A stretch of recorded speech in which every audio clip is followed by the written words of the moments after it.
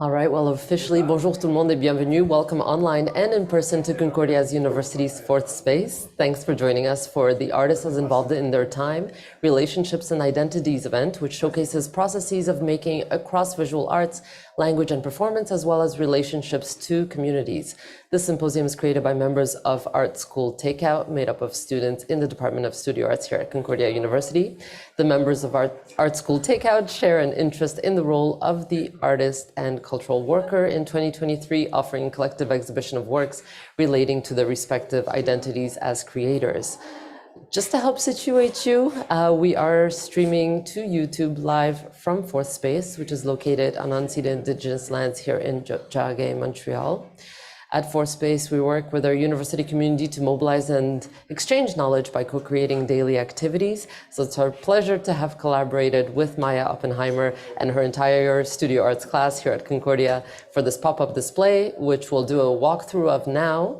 And this will be followed with a panel conversation and a chapbook launch. So we'll be here live between now and 3 p.m. here today.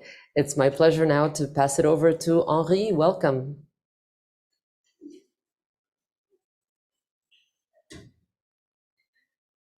Thank you, Anna. Thank you, Anna, for the introduction. So, hi, everyone. Here's to the walkthrough of the artists for today. We're going to start with the facilitator explaining the artworks and the artist statements. So, we're going to start with Lucille Baudouin, here. La transparence et la fragilité de ces représentations d'objets issus de l'environnement domestique mettent en évidence un contraste sensoriel entre le poids physique du corps et le poids psychologique de la charge mentale. L'expérience du corps aide à comprendre l'impossibilité de trouver le repos dans cette mise en scène. L'installation propose une action qui engage le public à collaborer collectivement à la création artistique pour une prise de conscience personnelle par la matérialisation de sa charge mentale. Le poids des choses invisibles, œuvre de Lucille Baudouin, est fait de matériaux recyclés, du papier, des morceaux de carton, des fils, du nylon, du tissu et de la peinture acrylique. Celui-ci a été fait en 2022 et est ongoing. Nous allons maintenant passer à la prochaine œuvre.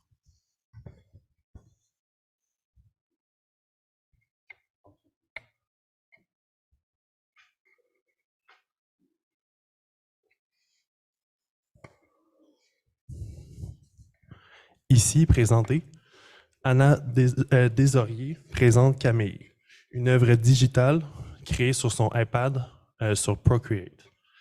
Now living far from my hometown connection, I had to find others who could help me feel at home. Thankfully, there are some wonderful people in Montreal, and I've been honored to meet a few. As a queer artist, I constantly reflect on my relationships and focus on the ones that truly matter.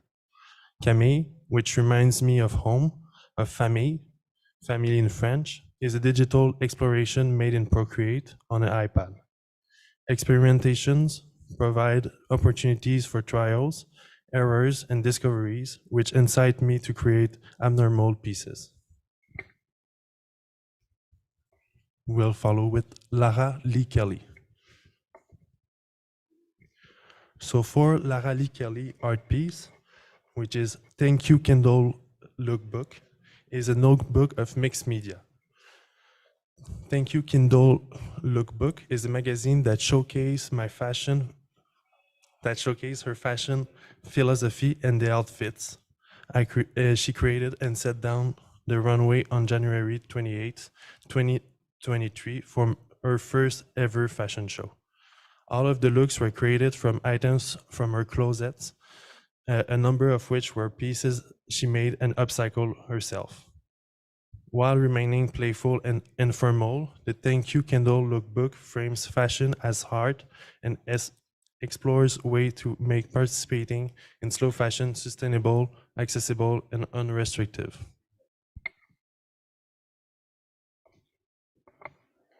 Now it's time for Lélire Francoeur with the piece Entrelacé. Entrelacé is made from watercolor and colored pencil on Yupo paper with crushed cotton, acrylic, and paper raffia yarns. This art object constitutes of abstract illustration tied together with crocheted yarn, brings together two seemingly disparate art forms of different values in the mainstream art world. It suggests that there is less of a difference between them than one might imagine. This art piece is a celebration of the joy of making art for its own sake.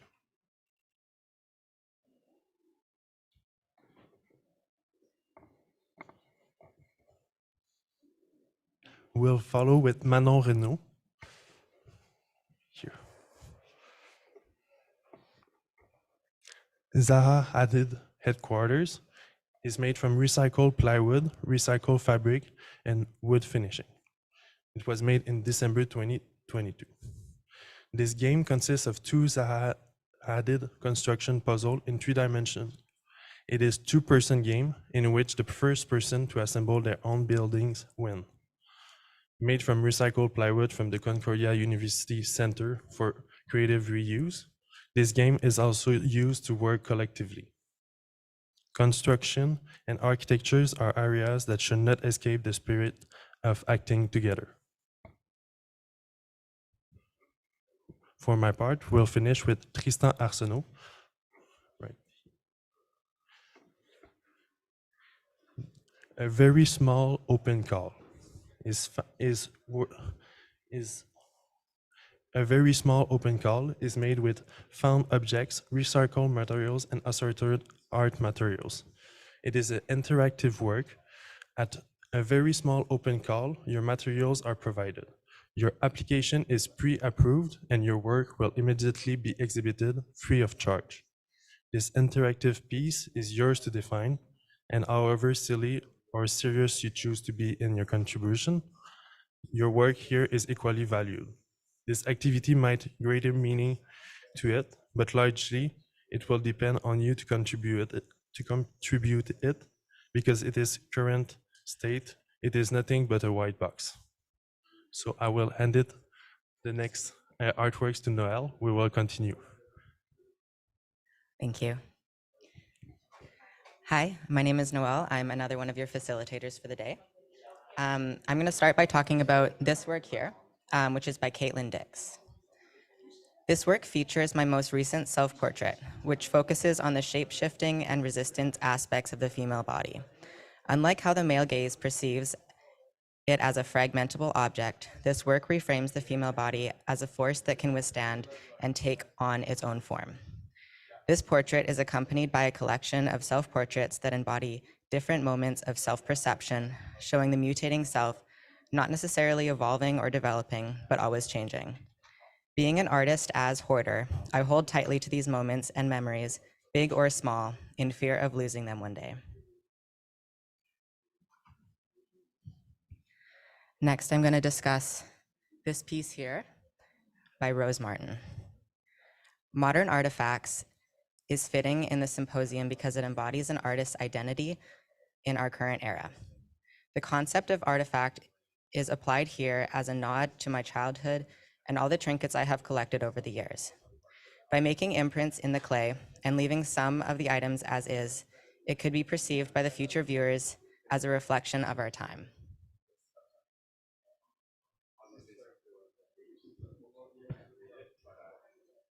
Next, right behind you here, we have a piece by Victoria Petraka Berlet and Sabrina Schmidt. Drawing from the rituals of the art world phenomena by artists who don't understand art is an unofficial encyclopedia, collecting terms, language, formalities, and phrases related to the artist's statements, proposals, and the art world. In the pocket-sized monochromatic book, Victoria Petraka Berlet and Sabrina Schmidt use mixed media and collage, working in collaboration with the building of intuitive line making, free writing, and abstract associations. They act as collectors of language, found and invented material, and are interested in achieving the many interpretations of language in the art world.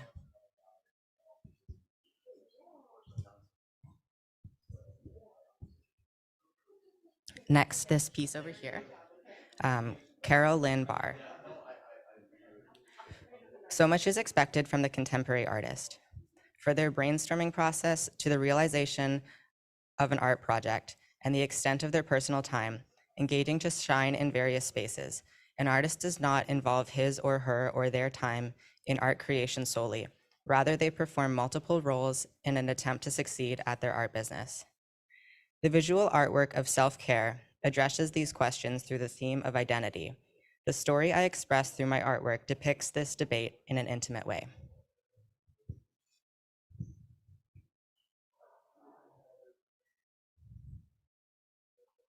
Right next door to that one, we have a piece by Jasmine Hasmik Pahavilian.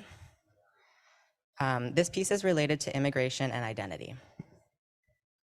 Although I have been working with themes of identity for a while and have used Armenian symbols like pomegranates of colorful Armenian landscapes in my other works, analytical Cubanism is a new style and discovery for me.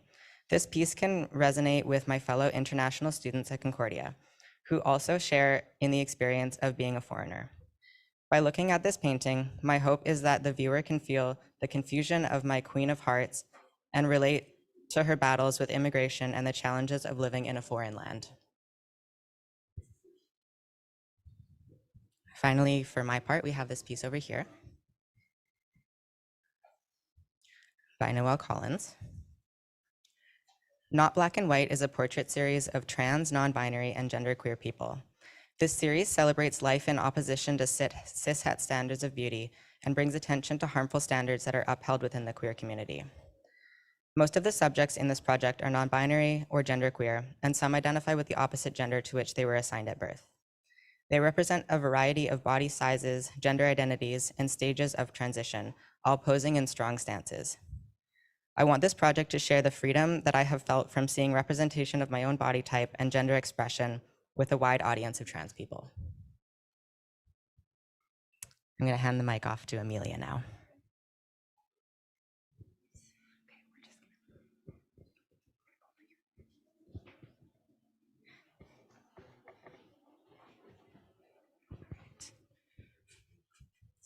Sorry, we're doing a video. Right. Starting off with a work by Samson McFerrin. This is Bon Me Biking and Rain Pants Party. As I play a role of photographer, traveler, guest, I also play a role as an artist, storyteller, and host.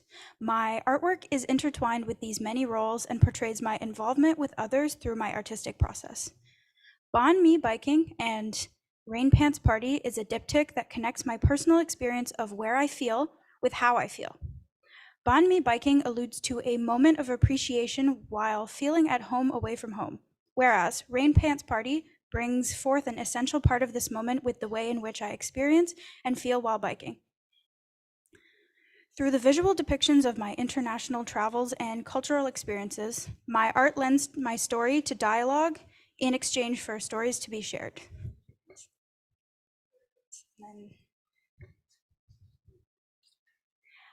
All right, and next we have a work by Gabriel Fontana, A Tranquil Epilogue, is it oil on canvas.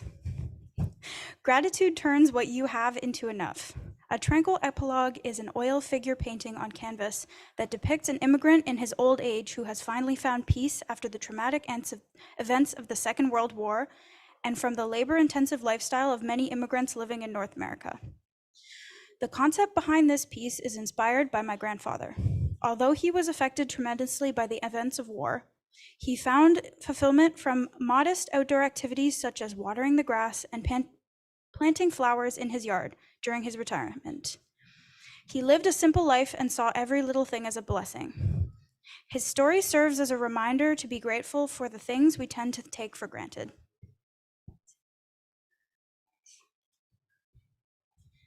Next, we have a painting by Amelia Paladwar called Bathroom Self-Portrait 2022. It is a painting about independence and the loneliness that comes alongside with it.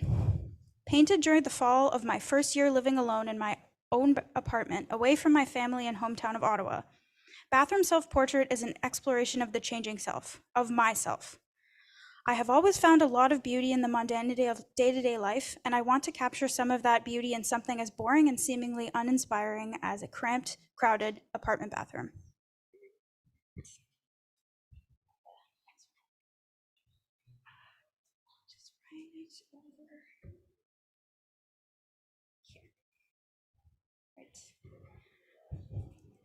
The next is a mini zine by Alana Batten.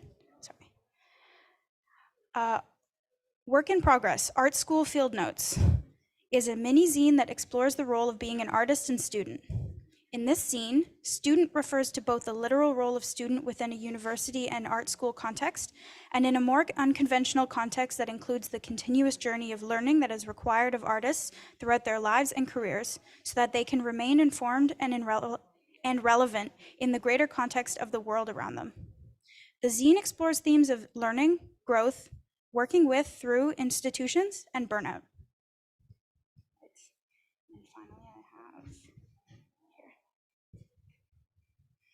This one. All right, and finally, we have a work by Juan Pablo Hernandez Gutierrez. Camelo is a business card designer startup looking for its first clients who want to develop their business cards. Juan Pablo Hernandez Gutierrez is the founder of Camelo, and he is trained in image creation at Concordia University.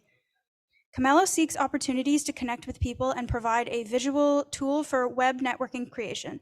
In other words, Camelo is a business responding to networking pressures, thus creating the visual element of networking. The cards have dual purpose, responding to a business card demand and also to circulate Hernandez Gutierrez's art practice. I'll pass the mic off to Maya here.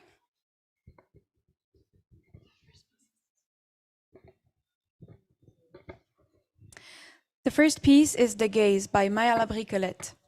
In a colonial and patriarchal society, gazes are used not only to insidiously observe and possess, but also to control and modulate oppressed communities and individuals. As an artist whose work focuses on politics and activism, she is interested in tackling the issue of power dynamics, feminism, and gazes through this sculpture. This distorted, pierced, and pulled metal artwork shaped with fire and hammers, she wanted to portray the experience of individuals silently suffering through violence. This piece also aims to portray the modification, contortion, and transformation that their bodies and actions have had to go through in order to survive in society, fit in, and on the off chance, thrive. The choice of installation using knotted ropes reminds the viewers that knots can be undone, power dynamics could switch.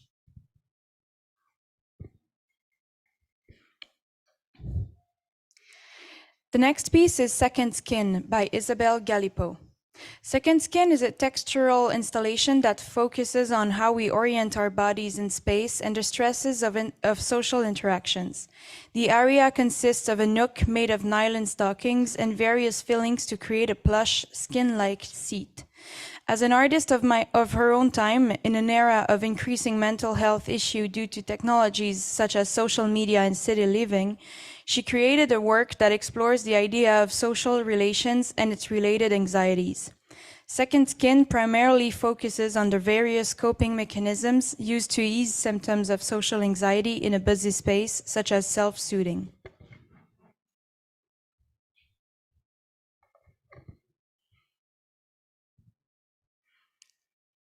The next piece is Pleasure Room by Victor Boyer.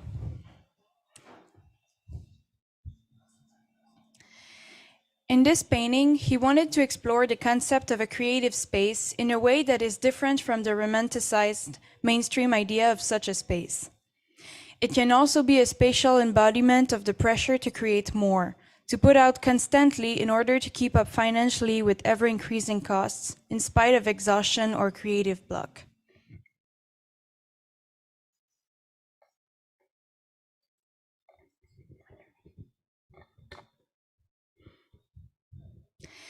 Here we have The Safe Prisoner from Alec Michaelian. This ceramic sculpture is a representation of overwhelming emotions and claustrophobia felt during a time that everyone would remember as the COVID-19 lockdown. Many residents in Quebec had to stay home with a curfew of 9 p.m. Observers of ongoing pandemic stressors can relate to the restrictions of COVID-19 and how we were forced to stay in our homes, which is only a certain amount of space. This sculpture is an abstracted figure that is posing with both hands on his head, moving back and forth to express its psychological state of lacking freedom due to COVID restrictions.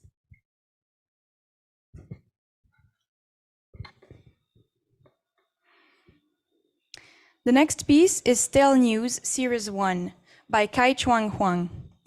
A famous photo from Life magazine called A Bloody Brawl of Saloon Patriots in New York City captures a man lying in a pool of blood and another man struggling to sit up behind him.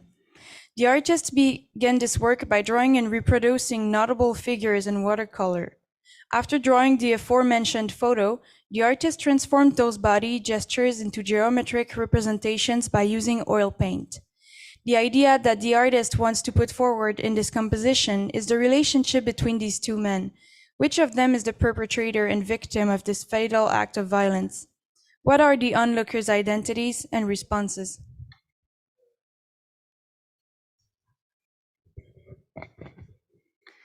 La prochaine pièce est Stupid Adult par Henri Bouchard.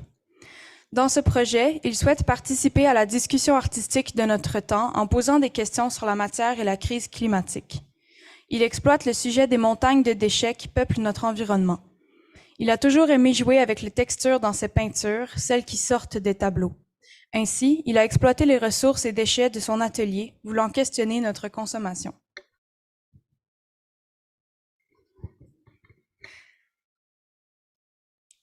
Cette pièce s'appelle L'autoportrait et la pudeur d'une écrivaine par Arthur Chénier.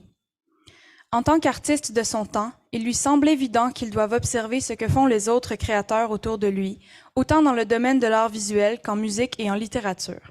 C'est pourquoi il est très heureux de faire un projet commun avec une de ses grandes amies et inspirations, Gabrielle Moreau.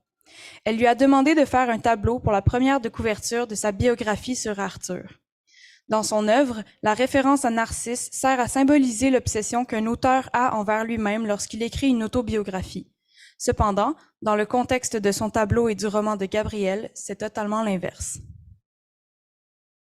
I'm going to pass the mic to my colleague Soroush for the next pieces. Thank you, Maya. The next piece is Doppelganger by Katerina Pavola. Doppelgangers, also called second selves, can live outside of us or within us, and they are part of our spirit. They can complement or complicate our reality. Doppelganger addresses the feeling of being torn by different emotions and decisions. The feeling causes a division of selves arguing with one another to reach an agreement. Each of the selves make a good argument regarding their point of view. This act results in continuous loops of questioning. The main person still has the ability to bring all of the selves back together to heal.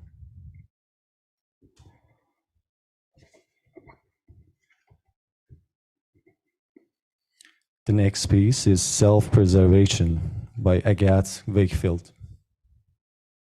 In this painting, the artist wants to portray herself being held by care as if it were a living being. Care is painted with the intent of making it look soft, peaceful, comforting, and protective of the person in its embrace. The artist wants people to imagine themselves as if they were the ones being held in that warm embrace. Many students and people in general are going through a rough time trying to figure out how to manage their time and adding work to their schedule to be able to make as much money as they can for a very uncertain future.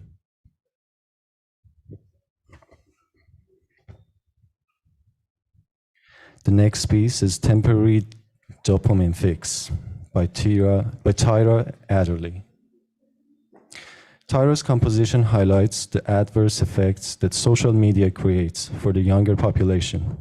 Social media platforms such as Instagram, Twitter, and TikTok created this sanitized, glorified, and sexualized community for younger folks that use these apps. No matter how honest or educational these apps may present themselves for young users to download, There's always an underlying darker side that these apps advocate, which is often more detrimental than beneficial.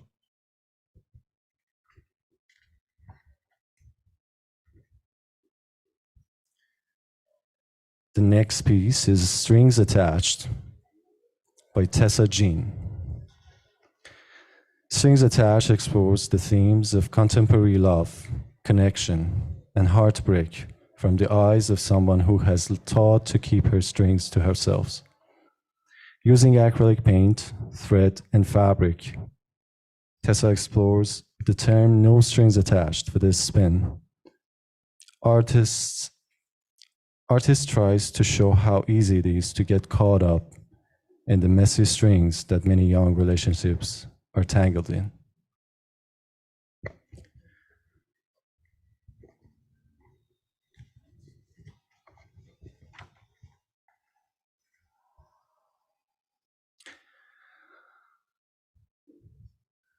The piece July 2nd by Olivia Nesterenko.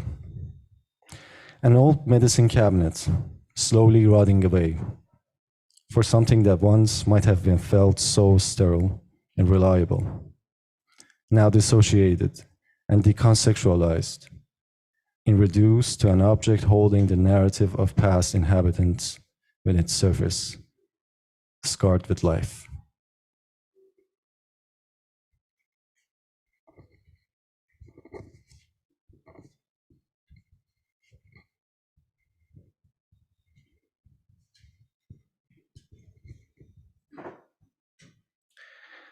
A piece called Second Bloom by Miguel Marcheter Pina.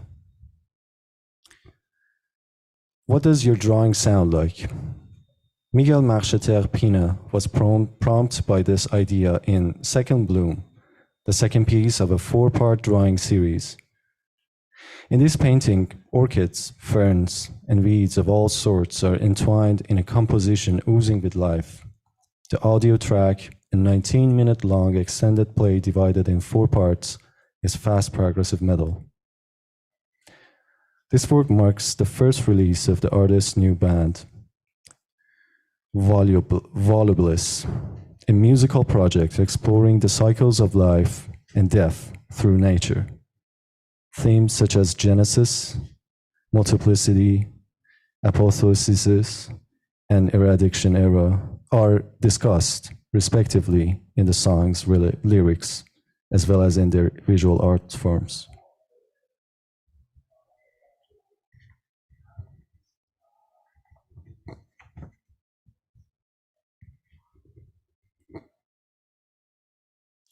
Fortunes by Mildred Moon.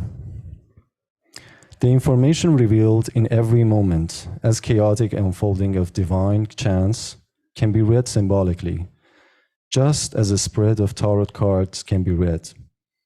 It is this principle that drives the creation of fortunes, a divination tool in the form of a website.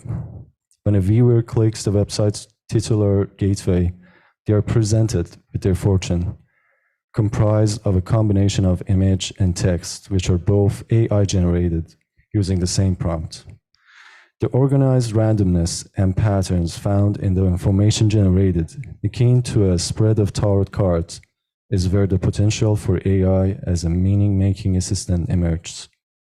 However, it became clear during the process of creating fortunes that implicit biases in datasets referenced by the neural networks in these generative AIs, and even in the artist's own biases, were acting as warped lenses, skewing these fortunes and rendering them perplexing, if not downright untrustworthy.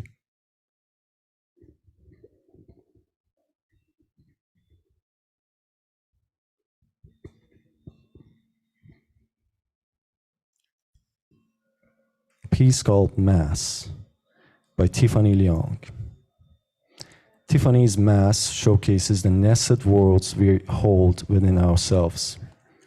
People are so complex and difficult, they cannot be fully summed up in any single way. Yet at the same time, even the most identifiable people blend in where when looking at a crowd. Artists created a pattern using these laboriously drawn individuals that from far away all blur together in a sea of line work. However, as you approach, every single person is unique. Tiffany says, quote, "I believe everyone carries their own burden, but at the end of the day, one is not alone in a struggle. The viewer is invited to get as close to the drawing as possible to try and find a version of themselves." End of quote.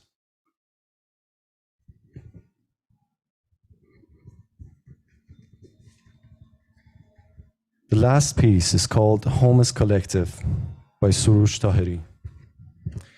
This piece consists of a collection of two-dimensional maps of 3 cities that hosted the artist's life.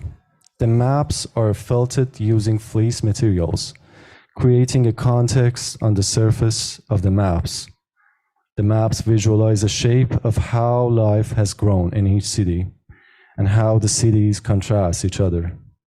Materiality and the process of felting lets this piece visualize the process of how life transforms through moving and changing living spaces, and how the corpse of cities embody a history of lives that act as archives of identities.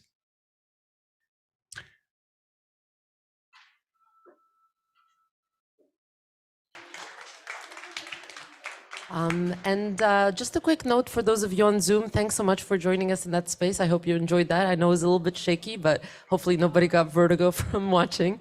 We'll just let you know that we're going to take a break and get started with the panel at 1 p.m. as was planned. So feel free to stick around in the Zoom space or come back and leave and come back for 1 p.m. for the panel and the chapbook launch. Thanks, everybody.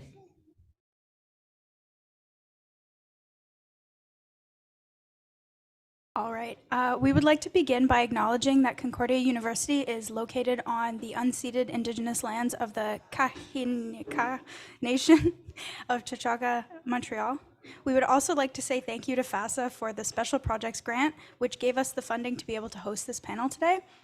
My name is Amelia. I'm a second-year Bachelor of Fine Arts student in painting and drawing. This panel will be hosted by both Noel and myself as students and members of Art School Takeout, with special guest artist Daniel Rumboldt, Aman Sandhu, and Dr. Mael. Great. Hello, my name is Noelle. I am also part of this class that put on this event. I'm in the photography program at Concordia, and I specialize in queer portraiture.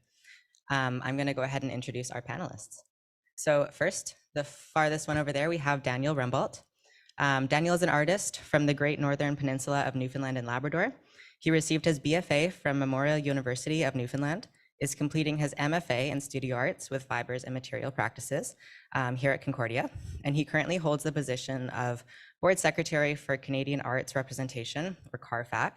His multidisciplinary art practice is informed by experience being raised in rural Newfoundland, using material and manipulation to transform rural narrative, queer tensions, and emotions into a visual form.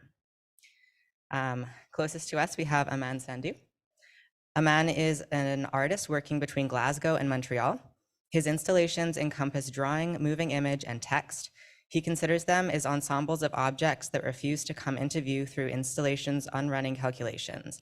He engages in a critique of whiteness and seeks to destabilize the center margin rubric evoked in encounters between racialized artists and institutions.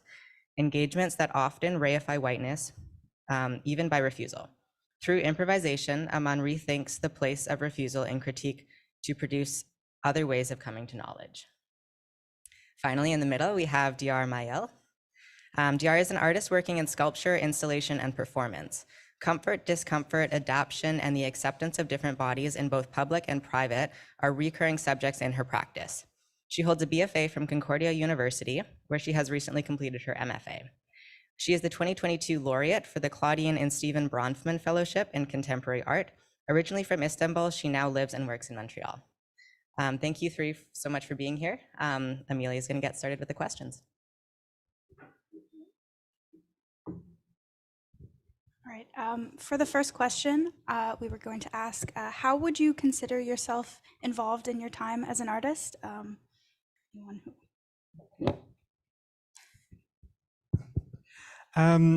So for myself, I feel like for many artists, I feel myself involved in my time and how that's changed a lot over the years, like becoming an undergrad student. And then I kind of had the trajectory where I worked for I worked for 5 years in artist friend centers. It felt like many years, and galleries and things like that, where you kind of shift priorities and you think more about work and less about artwork and your time with your artwork. But now, being an MFA student, I'm finding that shift happen in the other direction again, where I'm starting to prioritize my studio time and my thinking time about my artwork and worry less so much about the extras that are happening. Even within this program, that shifts from month to month. Now that I'm coming up on the time where I'm moving out of the studio, going into my 3rd year, I'm like, oh wait, I need to get a job soon. I need to start thinking about other things. But I think the balance is really important. And I think the biggest thing for me is making sure I feel present in my time. So when I'm with my artwork, I feel present with my artwork and the direction it's going. When I'm making connections or having, professional development opportunities or panel discussions like this, I'm present and I'm trying to listen and learn and inform the other ways I spend my time. So yeah, it's about a balance, and it's about trying to be flexible and not too disappointed when your time doesn't go exactly how you want it to go. I will take it from the flexibility. I think for me as well, like using my time is, I have to approach it with flexibility, because there is always tides of like, even when you have the time, and I have been lucky enough to have time for my work full time this year and next year with the support. But I feel like there are times you cannot be creative every day, and maybe you are creative every day, but you're not like maybe seeing the result. And there will be times I will be more thinking, reading. There will be times of making. There will be times of just sharing, and times feeling worried about money. So a lot trusting those tides are coming and going, and without freaking out is something I'm still trying to teach myself. But at least I know that's like from the with the front of my head that that's how it is. But I'm trying to teach myself that it's also okay to have these tides. So that's how I try to approach my time. That's what I would say. Thank you. That's very relatable, what both of you said, I'm sure, to a lot of people here. Hey,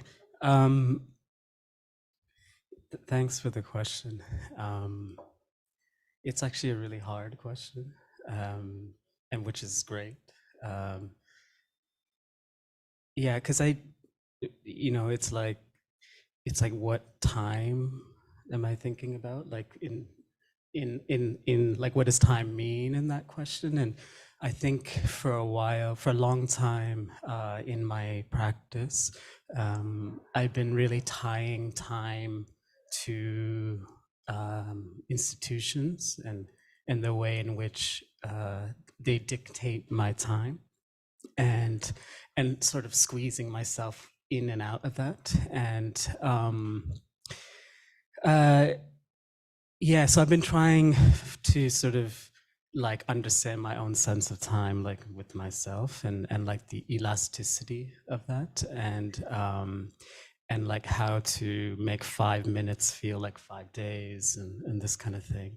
And that's me, I think, thinking a little bit about like this sort of process of bringing ideas into the world is like that time is completely bendable, right? But I am dictated by capitalist time and the time that this building puts on me, all these kind of things. So I think it's there is a bit of an improvisation in how you sort of bend and twist time to serve you better. And also, I mean, I think we're going to get into some of these questions later of like supporting one's practice, but like my time is also very much dictated by the sustainability of my life more than my practice. And so there's so many different frames of time, and I'm really trying to like mess with that. And but it's like what you're saying, you know, like it's like being present. And I just kind of said this, what this building does or whatever, but actually this is amazing because you're all students, and like you don't, obviously you don't need to be registered at a school like this to be a student, but I really enjoy spending time with folks who are always in a process of absorption, and then that's, you know, that's a way to like really own your time and own our time. And I may have gone a little here, there, and nowhere, but that's what I'm really feeling right now about this question, actually. Thank you. It made me think, Amanda, if I can ask you, how do you feel as an artist? I feel like a lot of artists become artists so that they don't have to have institutions kind of running their time, and they can be running their own time with their passion. How do you find that you balance that as an artist and as somebody who wants to run your life with your passion and not so much by institutions, but they are necessary? Yeah, I'm constantly seduced by institutions. So like I like to think I like to make work for myself. I do. I mean, I really like wake up and think about, I always think that like actually the hardest thing about being an artist, and like, but also the burden of it, is that like every day you wake up and you have to make a new world. And so and the thing is, I don't know why I feel like I need to like show my work in a gallery or these kinds of spaces. And I think it's important to actually know that you don't need to do that. And but I'm like really right now thinking a lot about that. Like, how does my work look when it's not in response to something, or like not a refusal of something? I've been really trapped in this idea of refusing something. And I've always had this thing like, no, I can like center myself within that, but I don't think I can actually. And so so I think your question is a question that I also have, and like and I have no authority like in actually in answering that. And I think, I'm sure we all have that same question. And I mean, doing this is great, like you know, in a way, like when you're studying, one of my greatest teachers I had along the way gave me the best advice, and she was just like, just don't show while you study. Like, don't try to exhibit, actually, and just like really be open to what it means to just make or think without it landing somewhere in the ways in which one might think it needs to land. Yeah. Thanks for the question. Thank you so much for responding. I will move on to the next question unless either of you have anything else to say to that. Perfect.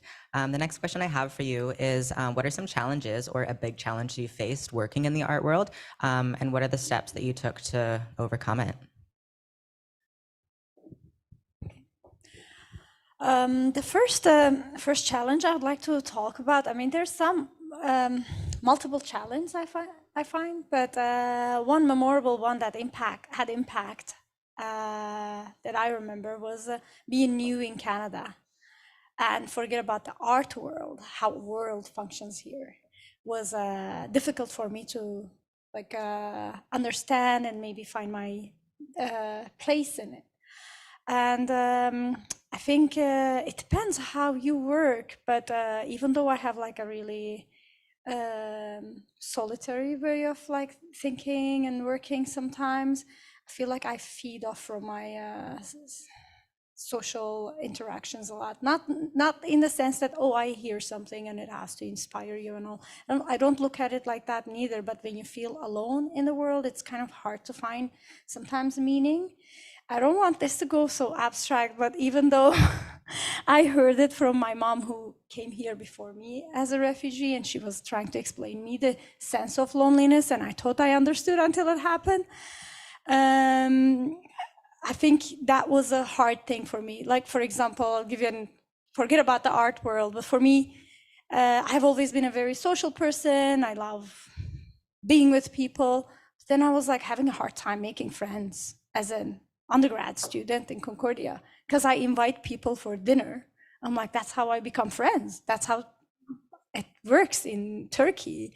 I'm like, we always invite people to dinner, but even now I look at it and I laugh at it. Like, Canadian freshmen, they want to have drinks. They look at me like that. Who is this grandma who looks young, invites me to have some, I don't know, soup stew or something in her place. I'm not going. She's weird. Like, yeah, I think it sounds great. Now, like, I think people figured out that's kind of like a nice offer.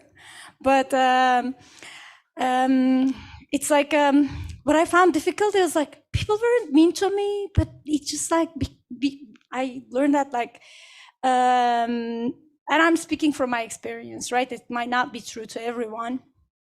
Maybe this whole thing is on my own social awkwardness, but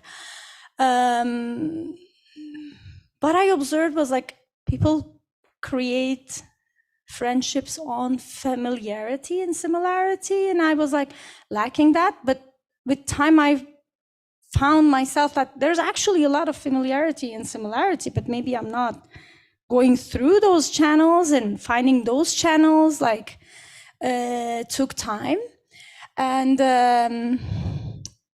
I didn't think that was going to have an impact on how I feel about life, you know, which is directly linked to how we make work and make life important for ourselves. So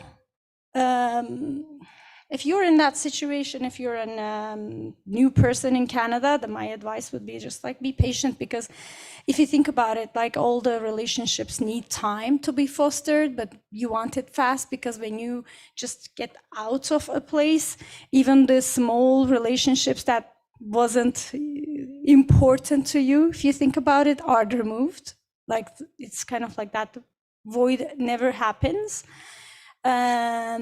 So that was a challenge. And on top of that, imagine navigating in an art world, like then to talk to people, which like ways are okay, like, and you know, that's kind of like social things were kind of like hard for me. But with time, either people got used to me or I learned, I don't know.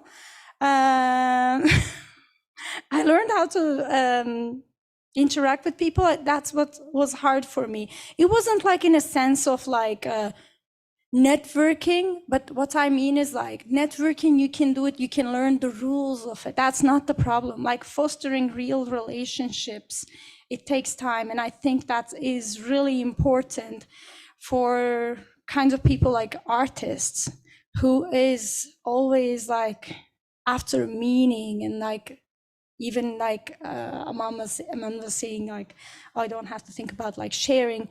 But actually, I really like your answer, and I want to think like that sharing is not just like sharing in a gallery space. That was from my experience. I think like just sharing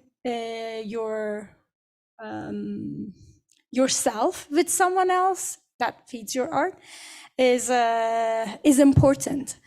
But that's how I function. Maybe this is not for you. Maybe I'm like very, very social, but I think pandemic proved that even the not very social, introverted friends of mine was telling me those kind of familiar things that I have felt in the past.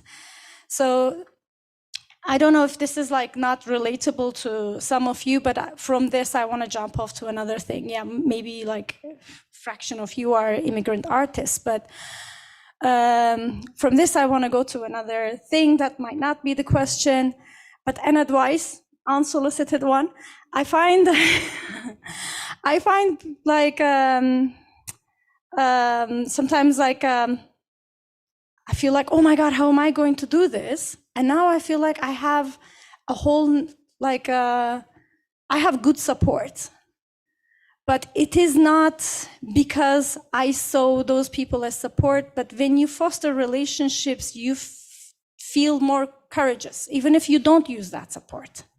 Like, even if I, for example, don't pick up the phone and ask him about how am I going to tell my taxes? I know you did it. Like, no, I know that like he might help me, gives me more courage to maybe take the step. Or I know that maybe I can call a man for like grant writing advice, or I don't know, whatever it is. Even the support you don't use, it is like a safety rope that makes you more brave.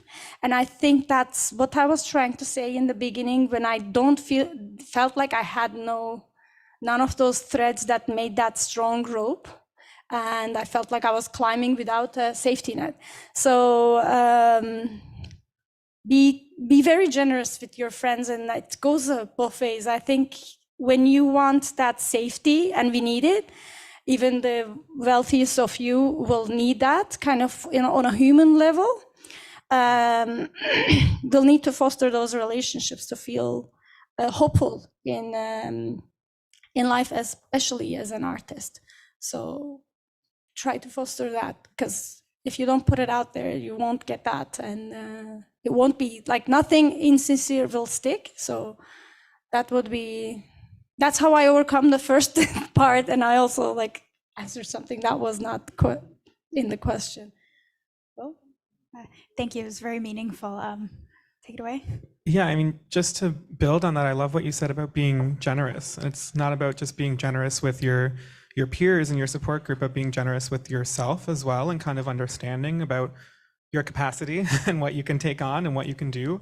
I think an ongoing challenge I have is that, I mean, so often we always do hear this, and of course I will preach this, is that artists, we have the power to, create worlds and to change things and to shape who we are and the way we exist in a space. But it's also very difficult sometimes. And when we're talking about institutions and we're talking about these parameters or these barriers that are put in place, it's really hard to sometimes see ourselves as those like powerful beings who can create without limit, because there are limits, unfortunately. So I think it's about navigating how they adhere to you and how they don't, and how you can bend those rules, and how you can really say, listen, there's maybe supports that exist for me, or maybe there's these places I can show my work that are more, white box institutions, galleries.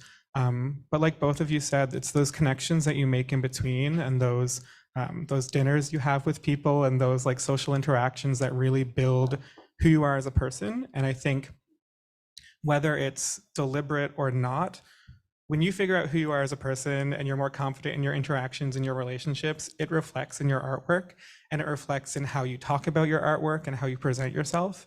I feel like in undergrad in particular, it's very much, you have a project, you do something to fit that brief, and then you move on to the next and the next and the next. And it's really difficult to try to imagine what your art practice is, like what your overall themes are, who you are as a person, and how that's reflecting in your work.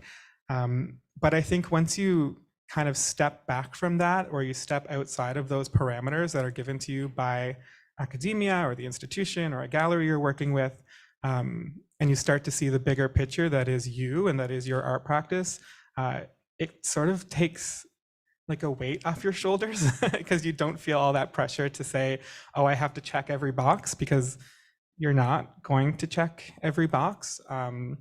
You could have an excellent artwork that you love and that your peers love, and then a gallerist says, this is, repetitive. I don't like this. I'm not going to show it.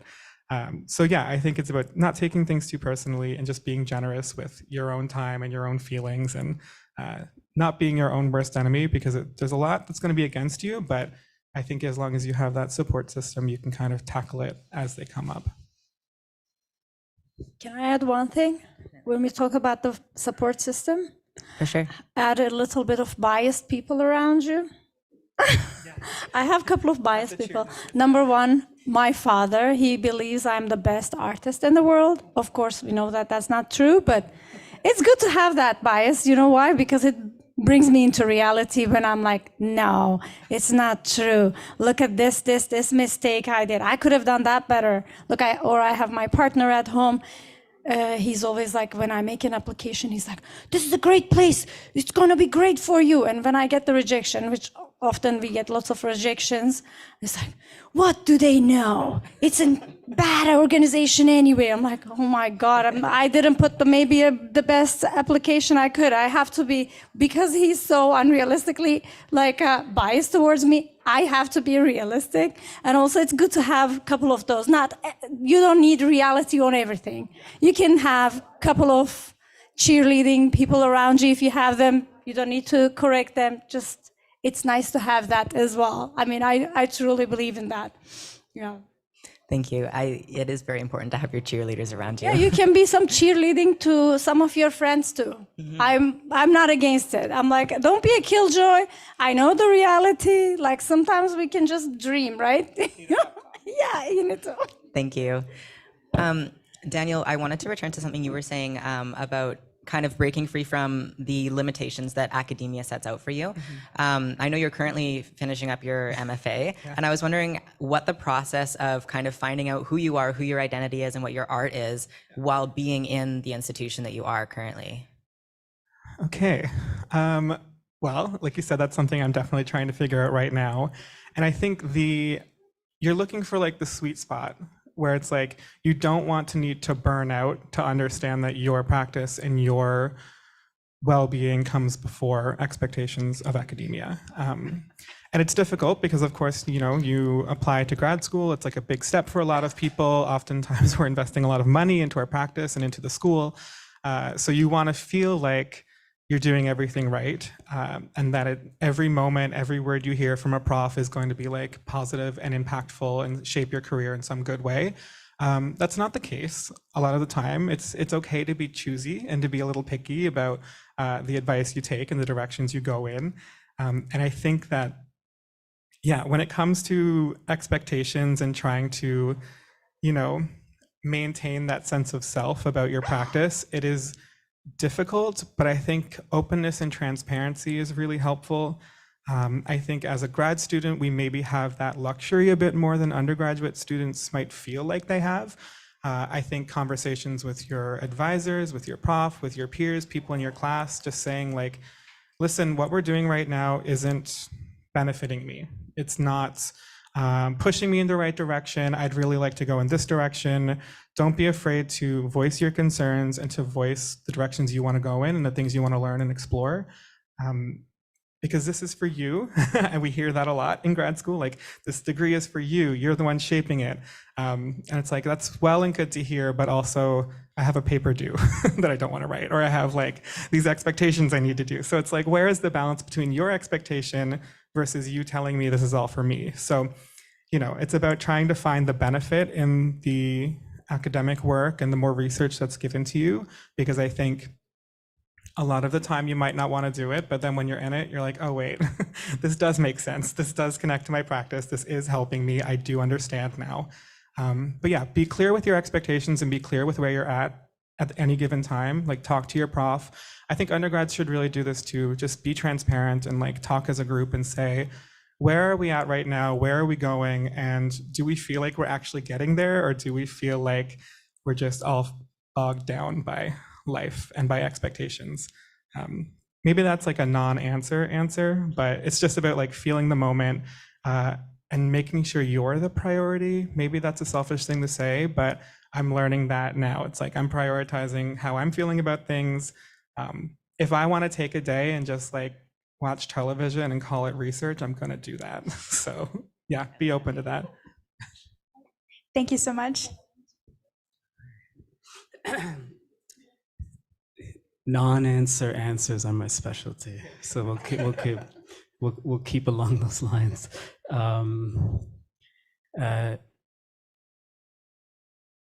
What was the question? What is the What challenges or challenge in the art world did you face, and if so, how did you overcome it? Right. Yeah.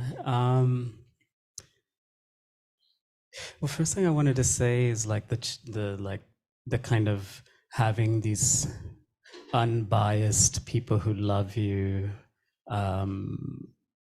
involved in the things you're doing is like it's it's not even like a flippant kind of light thing to say. It's critical, right? And and they're not really biased either, I don't think, because I think like making work is like such a process of listening and hearing, and maybe it translates into something that emerges into the world. But the people who know you the most are those who love you, and I think they see something probably in your work that no one is ever going to see, and that's also important. Like when you're making work, is like not to think that it has to somehow be hermetically sealed into one meaning. Like I think it should always be disrupted. It should not be fixed. It should always be unfolding the meaning. Has whatever meaning means. It can leave us, it can leave an impression. But I often, when I'm making work, think about 2-3 people, and I often think, how do I make them laugh? And then the sort of everyone else is this other layer of like viewership. So I love to like make work for loved ones, and or consider them in like thinking. But actually, maybe related to this, like the question is, I think the biggest challenges I have faced is sometimes a lack of challenge in spaces that are meant to produce, say, care, or spaces that are meant to maybe refused certain kind of supremacies or ideology or institutional thinking, and so in the kind of production of those spaces and communities, sometimes I think there's not enough challenge in that, like, so refusing a kind of idea of like just sort of having a seat at the table or representation for representation's sake. And I think that's consistently been the thing that has always challenged me, and I've really tried to fight and center, is like, okay, here we are now. How do we push each other, right? And like, how do we critique each other? How do we critique each other in a way that we lift each other and create a meaningful space that is. So I guess what I'm saying is, it's not the obvious answer. I'm not really challenged by whiteness or whatever, or institutions. I don't care, actually, ultimately. But what I'm challenged by is the things that splinter out of that as refusals, and like, and especially in the last years, there's been a lot of wanting to carve out new spaces, new types of thinking. Right now, it feels so critical, this moment and these years, to make those spaces much more challenging, actually. And that's I was just thinking about one of my teachers on my MFA, and when I did it, when I saw him like years later, and I said, you never said I was good. Like we never had a conversation where you looked at something and you're like, that's good. And he was like, why the hell would I say that to you? And I really enjoy that space of like, I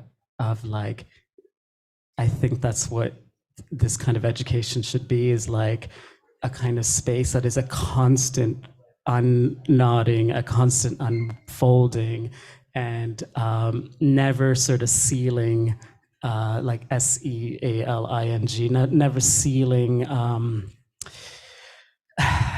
a conclusion or whatever. Like should be challenging, actually. And I hope it is challenging. And so yeah, lack of challenge is my challenge. Yeah. To sum up. All right, thank you. So for our next question is there something you did, like a milestone or something else like that changed your life or direction or success, something that had an impact on your artistic path at all, like a turning point, if you will?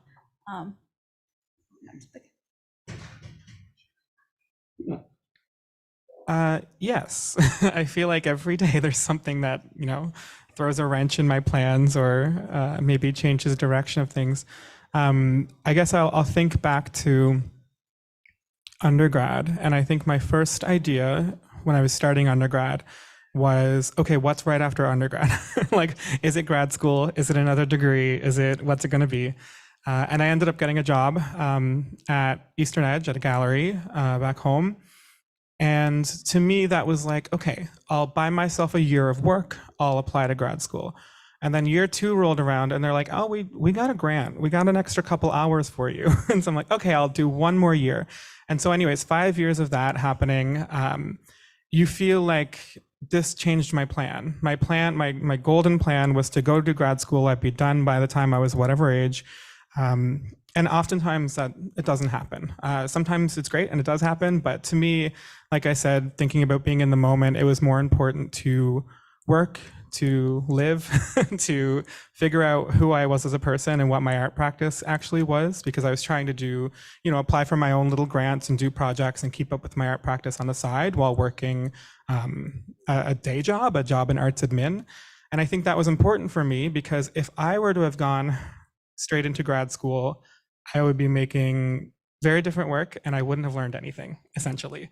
I don't think my practice was, not that it wasn't going in the right direction, but I don't think it was developed to the point, or I wasn't mature enough as a person to jump into grad school and have those tougher conversations about myself and my work and how it fits in with other people and their, I guess, the expectations they have.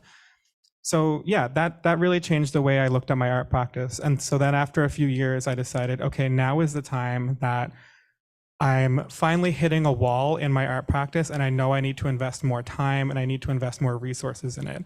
So I knew working a day job wasn't going to allow me to do that. Applied to grad school again, thankfully got in. And it's just been, like I said before, a role reversal for me about trying to invest myself more into my practice. So yeah, when it comes to things changing, I think it's just, what is your need at the time? Is your need paying rent? If it is, maybe put some work hours in, or maybe find those side gigs. And the other thing about that is, even if you're not, say if you're still in grad school and you're still devoted to your practice or whatever that might look like for you, side gigs are still going to come up and you should probably still do them. I think some people view that as, part of the hustle and part of the grind. But I feel like if it's something that fuels another side of you, like to me, I enjoy talking to other artists and I enjoy helping other artists in whatever way I can. So it feels like it's all part and parcel. It feels like it all comes together with me. My art practice, my professional arts admin career, I think it's all worth it for me to water those seeds and to really establish who I am between those two worlds. So yeah, I'm always on the grind, if they want to say that, but I don't see it as me selling out to a day job. I see it as me cultivating myself as a human being so I can actually do some artwork later on, if that makes sense. Well, I feel similarly. I mean, if we start talking about, I'm very grateful that you asked this question. I think we should talk more about this. Okay, right now, this year and next year, thanks to the Concordia University and Bronfman Foundation, I have a very utopic situation, which is I can do full-time art. Well, I mean, even for me, if you ask me, it's like, it shouldn't be utopic. It should be for everyone. Like, it's not like $1 million or something. We should all have like a regular income and do art, and we're going to create amazing value for society. That's what I believe. But what I believe is more utopic. But anyhow, I had a similar trajectory, and I thought I was alone in that. Life is not very linear for me. And hasn't been. I don't know if it can be at some points for any of you, but don't freak out if it's not. I freaked out big time. First of all, that linearity was cut when I moved to Canada. I was like, okay, I have to find a job, I have to apply, what do? I have to pass the English test, and then it brings a year or two gap. And after I graduated, not knowing how to live as an artist in Canada, I started a business, which was supporting my art, and I could continue making art and running my restaurant. But then slowly it took over my time, and I was like, oh my God, I don't go to studio anymore. It's been so long. I felt like, forget about others defining you. But I was telling myself, I don't think I'm an artist. And I was so sad at that moment. And then I said, like, I'm going to quit all this and go back to what I want and immerse myself. When there's when you're in the loop, there can be tides, but the tide, like the water's gone and it's not coming back, that can be panicking. That doesn't seem like a tide. You're like, okay, there's a draft now. And when I started the MFA, I was feeling like, oh my God, look at all these people. They have been making art. They're all so cool. How am I going to catch up? And, but you notice that so many people have been through what you have been through, because that's life, and that we live in the same world. They don't live in another planet. They face similar challenges that I do. Maybe, okay, they didn't take that many years off now, but maybe they will do in the future. So be easy on yourself. It's good to notice, and then like try to do something if you feel like that is a long tide. But I don't think it's always like, okay, I have a full-time practice for many, many years. I hear what made me really relieved was during my MFA, Valérie Blas gave us a talk, and she was talking about how she was working in movie sets. And she was saying, like, you know, I was working 1 year, making art 1 year, something like that. I don't know how many years, you know. But she was telling us, like, oh, when I was making this, I thought this was like boring work and all. I'm making this castle that is like fake from styrofoam and this and that. It's so boring. But when I'm doing it, I'm thinking, oh, I could use this material and make this and that, like in her mind. So what Aman said at the beginning, like time, what does time mean? And what does practice mean? Okay, maybe she's getting paid in doing that. And this is my words, not her words. But what I took from her words was like, she's been an artist there, thinking about art. So that's basically her studio time. And I mean, after, when you're so close to it, maybe you don't see it, but she probably is able to see it now that, okay, doing those movie sets not only made her let her make some money, and also allowed her to learn some materials that she used in her amazing sculptures. And so even the people that we look up to and like kind of like have right now maybe gained the freedom to do this full time, have gone through the time of working, making art, and that back and forth. So I mean, I'll be happy for you if you have the resources and the money and you want to spend it to your art, and you don't have to deal with this like path being broken down if you think of it linear. But if you think of it circular, then you don't think of them as breaking down. I'm happy for you, and I'm actually very proud of you, because some people who have money don't spend it on such meaningful thing as making art and creating meaning in life as artists. But if you don't, don't beat yourself over that, because I don't think you're alone in that. I mean, we all, like, if you ask any artist, we all have like second jobs, and there has been times we had second jobs have been more present in our life than the art, and there are years that, you know, it's the other way around. So that would be the challenge, I'd say, having too long of a break.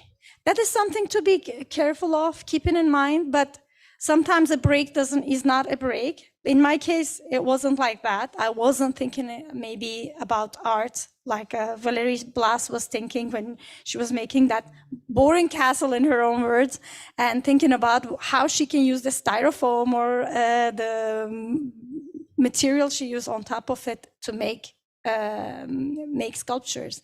But I would think of it like the challenges when you steer off. Are you really steering off? Can you still keep at least thinking about art? So this way you have one foot in, one foot out, rather than taking both of your feet out. That was my challenge. And what I would advise you is to maybe just think about that. Like, how do you keep your time, mental space with your with things you're passionate about, with things that are meaningful to you? Doesn't have to be necessarily like thinking of like concrete projects, but like when you think of meaning, it bears the work eventually. So that's what I would say. Yeah, I think maybe this should have been something we prefaced everything with, but it's no matter what you're doing, if you're on this path, you are an artist and you should consider yourself that. I think it took me years into being an artist to actually answer the question if someone asks you like, oh, what do you do? By saying, oh, I'm an artist. It's not usually the answer we want to give. Usually I say, oh, I work at a gallery right now. I work in like their management. I do that sort of thing, but I also do my art on the side.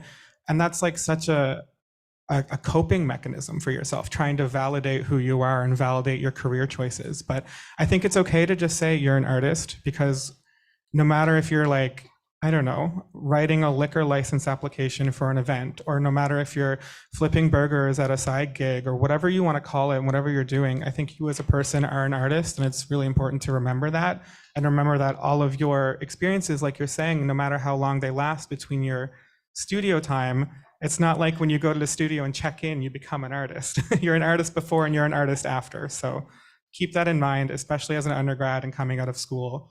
You're still going to be an artist when you get that diploma. So yeah. Thank you so much. I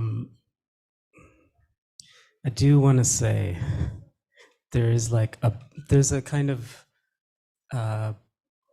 bind I have with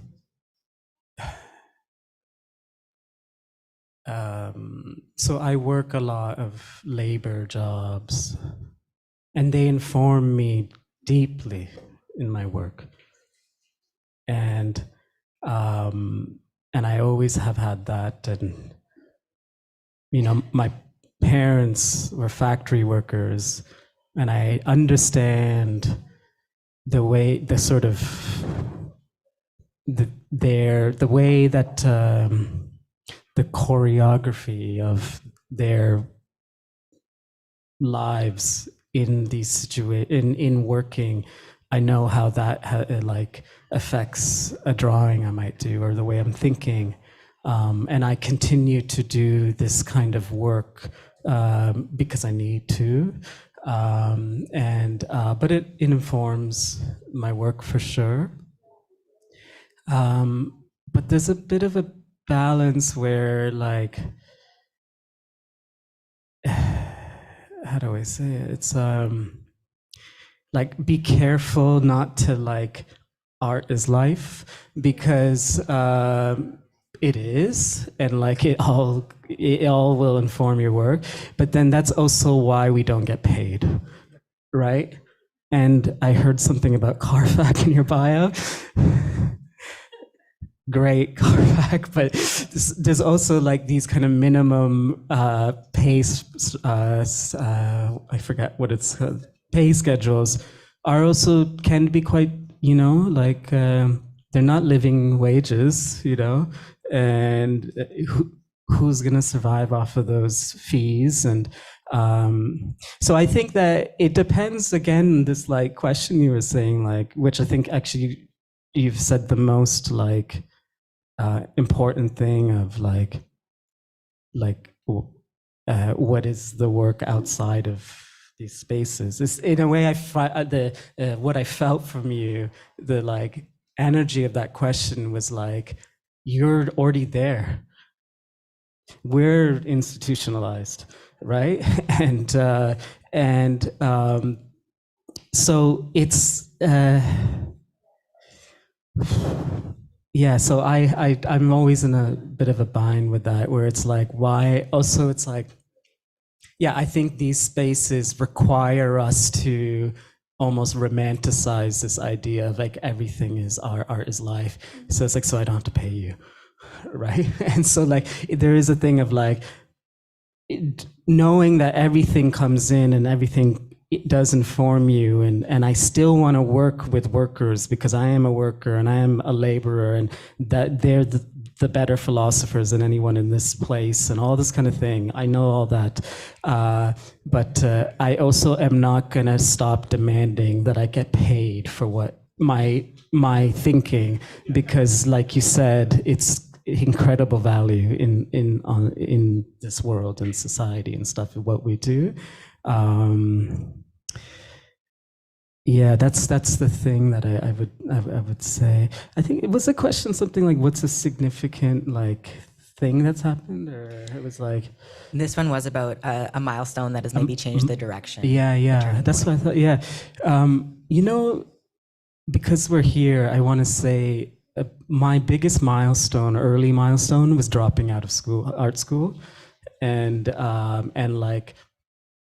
Because I was like, what is this? And then it kind of set a trajectory of like finding another kind of pedagogy or education, and that came from actually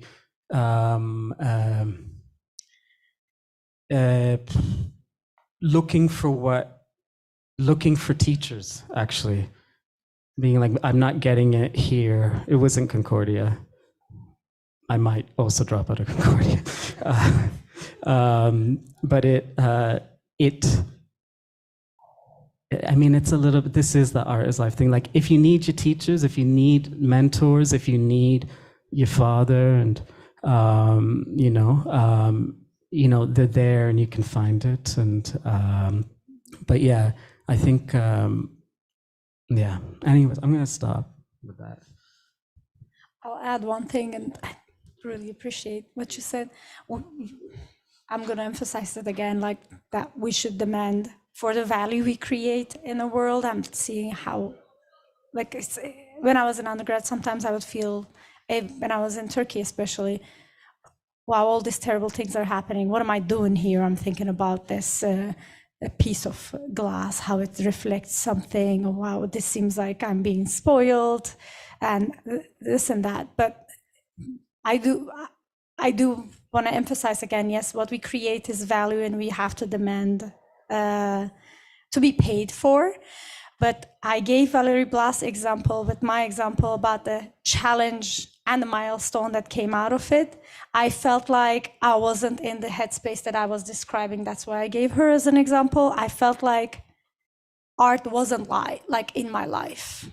Be wary of that. Like, don't think of it as an excuse neither. Don't fall into it. Oh, it's like I'm doing art no matter what. Like, I also don't believe that. That's why I felt like, okay, emergency break, quit everything, try to reorient yourself. If you feel like you're oriented, and I think it's you who can answer that, if you're feeling like you're enriching yourself through something in that sense, yeah. But I think that the hard thing is like that doesn't have a recipe, and you can tell that. And I was able to tell myself, like, no, my life wasn't art, like she was describing, even though she wasn't in a studio making like a movie set, she was thinking of art, she was immersed in art, even her hands are working on something else, her mind was on art, and therefore life was art for her. That's what I took from it. Maybe she would correct me if she heard my words, but in my case, that wasn't the case at that time, maybe at the beginning. And the milestone came from that challenge of noticing. And so much of art is noticing anyway. I think noticing the world, noticing yourself, and also being an artist as well. And you got to be aware that if you are getting enriched, and if this is really enriching you, it's not like this, oh, I'm doing art no matter what, and then one day you notice that you don't even think about art. Then maybe you will you can answer that question. And I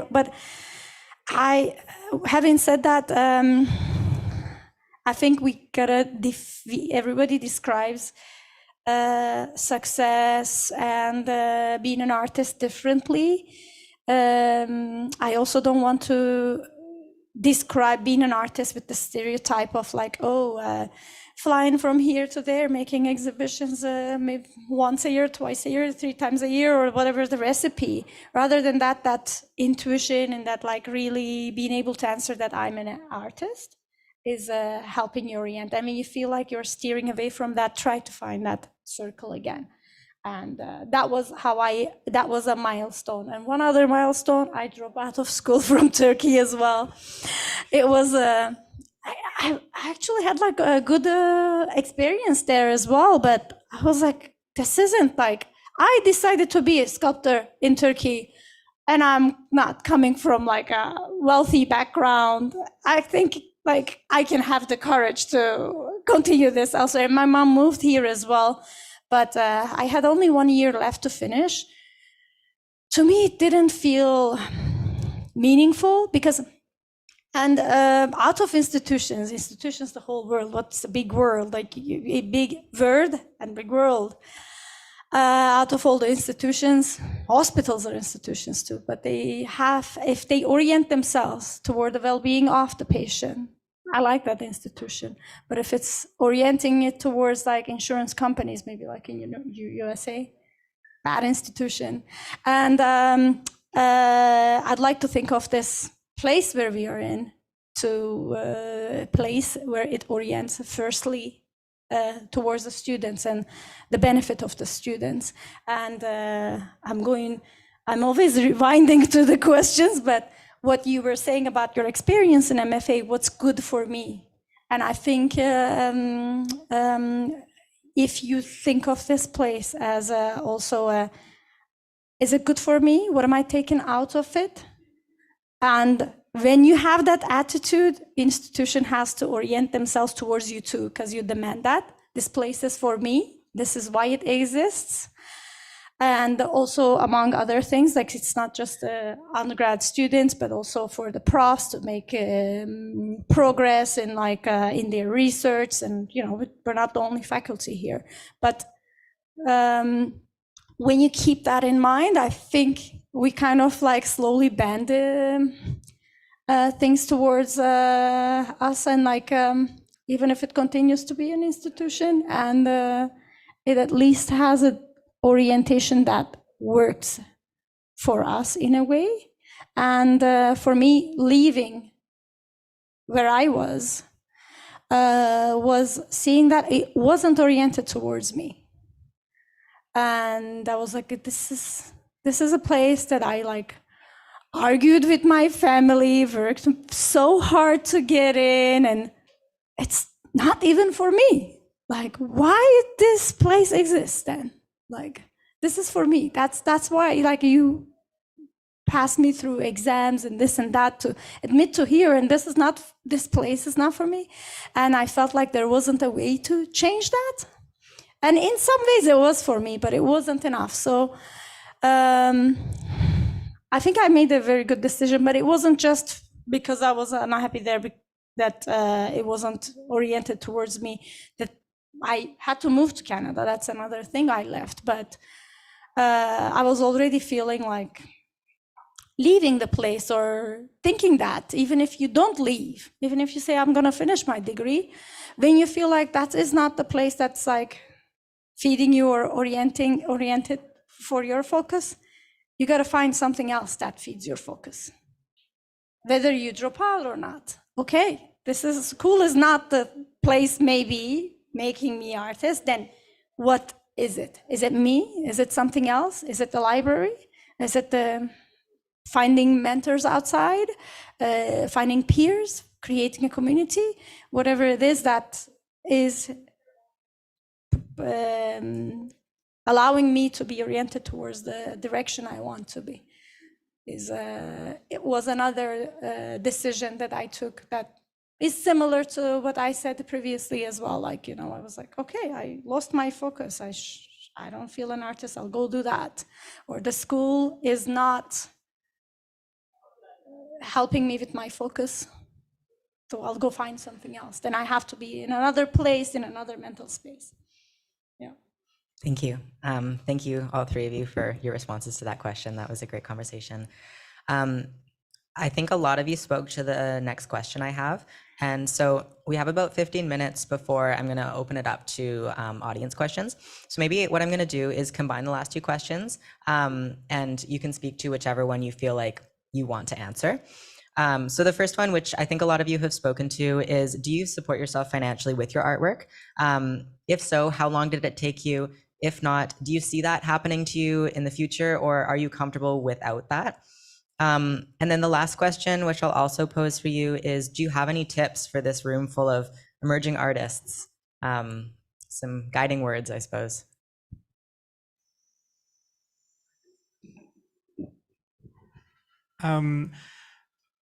Two very big questions. I think, well, everyone's answer is going to be different, of course. I think our definitions of sustaining yourself, depending on person to person, means two very different things as well. It's what is your threshold, what is the, you know, the number line you're looking for, things like that. Right now, no, I wouldn't say my art practice is sustaining me. I mean, in a way, parts of it are, in a sense that my art practice is what helped me get into grad school. And then, of course, there's various like TA-ships, RA-ships, scholarships, whatever that may be to help me get through grad school. It's all part of the journey of being an artist that got me to that point, that got me that funding, I suppose.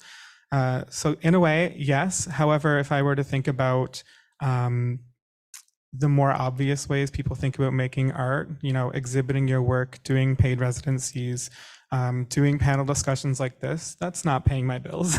I don't know that it ever will pay my bills.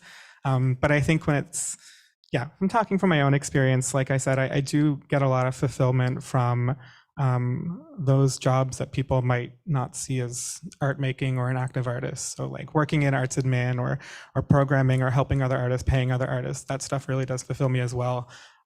So ideally, I'd be able to do a bit of everything. I mean, we all kind of want to do everything at the same time. So yeah, and I mean, I think when it comes to advice, it kind of can jump off of that question, and that's just, as hard as it might be to do, but as easy as it is to say, I will say to know your worth as an artist and to know when to ask for more and to know when to ask for clarification and to know when to say, actually, that's not worth my time right now, or I'm doing something that doesn't align with this proposal, so I'm not even going to bother with it. And when it comes to organizations that, you know, have those guys, like the minimum fee schedule, it's such a difficult thing because it is minimum fee schedule, but people think it's the Bible and people think it's like, that's what I'm paying someone. Sorry, if you ask for more, you're not getting it. That should be the start of a conversation. And to use like an extremely institutionalized phrase, it's a living document, which is to say it should be changed and it can be changed. And it will be changed, thankfully. I'm hearing a lot, even like in this discussion right now, and even in the past few months, from artists saying, listen, those exhibition fees are not cutting it for people. They really, I mean, over the past few years, there's an annual increase of about 4% that happens to the CARFAC fee schedule, whereas inflation is somewhere around 8-9% these days. So these things aren't catching up, and it's been like that for many years. It's been lagging behind. So, I mean, I am happy to say like the schedule is getting an overhaul in the next few months. In May, we're meeting, the committee is meeting, and we're hoping to vastly improve where it stands right now. There's also this caveat in the schedule that says like, these are not fees for arts workers, they are artist fees.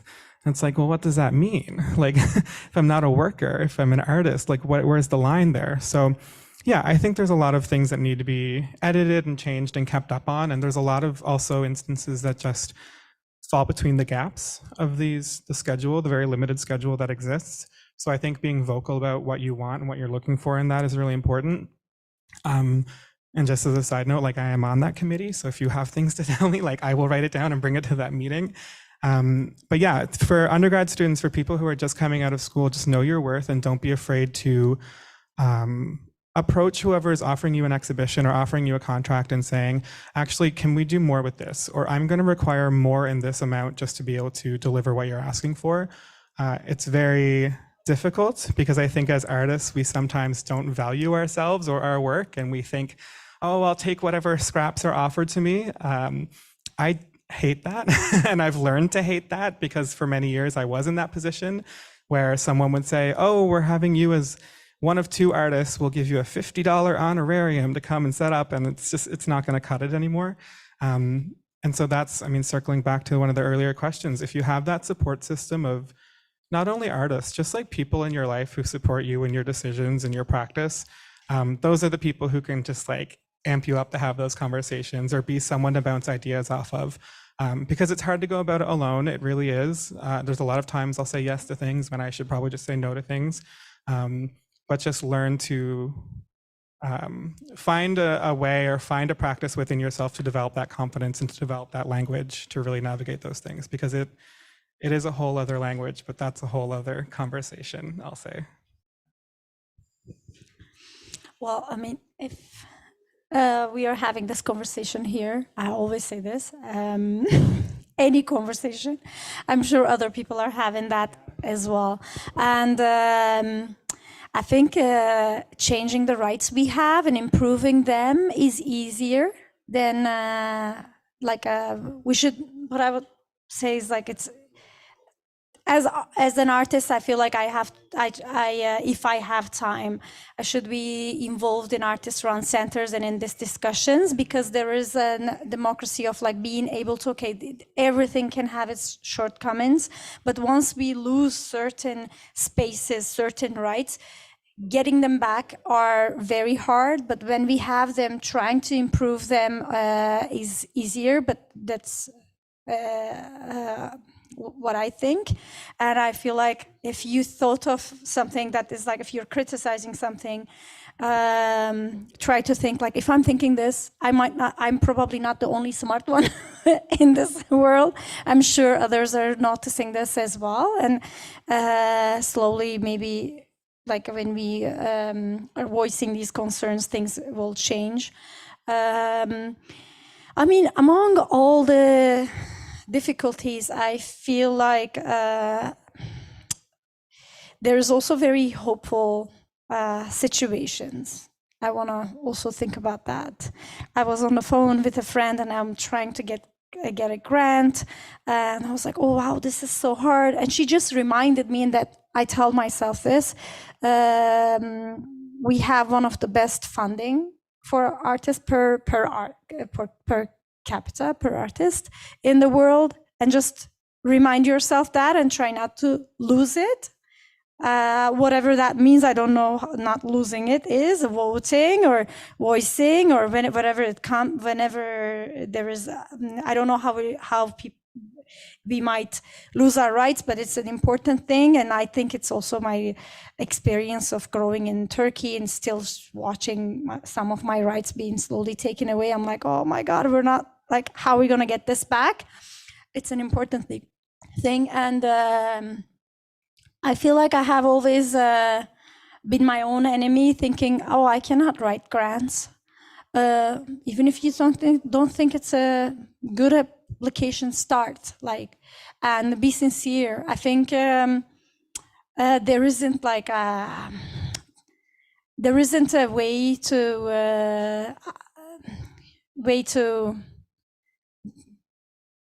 formalize a grant that will get a grant. It has to be just like important to you and all. And I would work on that. And for the longest time, I was like, "Oh, my English is not good. It's my second language. And who am I to get it? There's lots of other people out there who are much better at this writing and and all. I'll never get it." And I've been just postponing to learn that. Sometimes it takes a couple of times to learn and hone in some skills, and I think use whatever you have out there. But remember, I mean, I see myself from the social and economic background I'm coming from. I will likely to have a second job often, even with the grants, and that's okay. When I accept that, I know that it's part of my life, and that's what I have. That's the time I have with my art. And for some other people, they might have money, but they might not have the time for, maybe they're caring for their elderly parents and all. There's always something that will take from your time. It's hard to think of 100% your time will be devoted to be in the studio, even when you have that luxury. So I think financially, I see myself, even like I said, this year and next year, I have the luxury to be not worry about a second job. But I know that this is like a rare situation, and it's not gonna maybe repeat itself often or ever, I don't know. But to tell myself there are opportunities out there and I'm going to try to get them to support myself.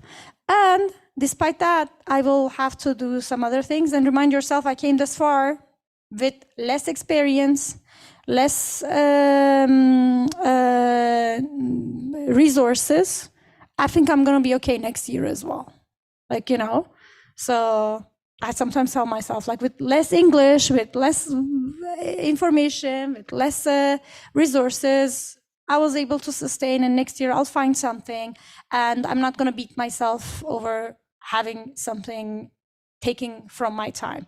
Because if it's not a second job, maybe it's an injury. It's not a second job, maybe it's supporting my friend. It's not a second job because of maybe it's going to be my mental health taking from my life, or a combination of those. It's not perfect. Life is always going to demand some time for some other things as well, even if it's not a second job. So that's okay. That's what I would say. And it is something to be hopeful that we have some resources out there that we should ask, because the more we ask, maybe they will raise it more. Yeah, that's how we are also going to keep those rights. Because I'm interested in questions from folks here.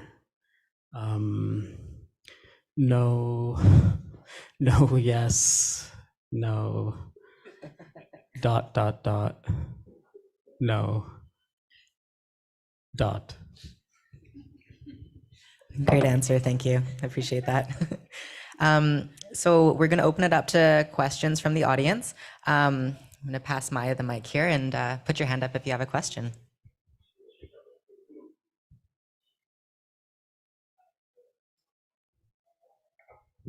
Hello. Hi, thank you for this great conversation. My question is related to my experience as an undergrad student in arts. I'll see, like, my practices is always in comparing to other students, you know, as somebody who's been who's moved to Canada in the age of 25 to leaving Canada because of, you know, all the other problems, and someone who's trying to be an artist, someone who has had an experience of art practices but had to leave that for, you know, for life, because of life, and had to get back to this field as an artist. I always see this huge vacuum space between what I have as a practice, art practice, and what others have. It is bound into so many things, like gender, well, nationality, life experiences, age, so many things. So I always ask my questions, like, who should I be, or who should I become as an artist, and how and in what ways am I engaged to the society that I'm living in, to the community that I'm related to the art community, precisely. And what is this relationship? I mean, how much I can go and be and make some personal stuff about art, or as art, or how much I should just conform to what the society wants us to talk about. What are the dialects out there, and we have to stick to them. So I had this question. Also, we can also relate that into the fact that, well, not all of us are full-time artists. So we are spending a time doing other things, like whether it's a job or it's about caring for others or ourselves. So how is this kind of context being made, of being an artist with all these other experiences that we have? And how can what's the limit to relate to the community, and what's the limit of being ourselves as an artist? And a broader question is that who is an artist, or who should be an artist? Thank you.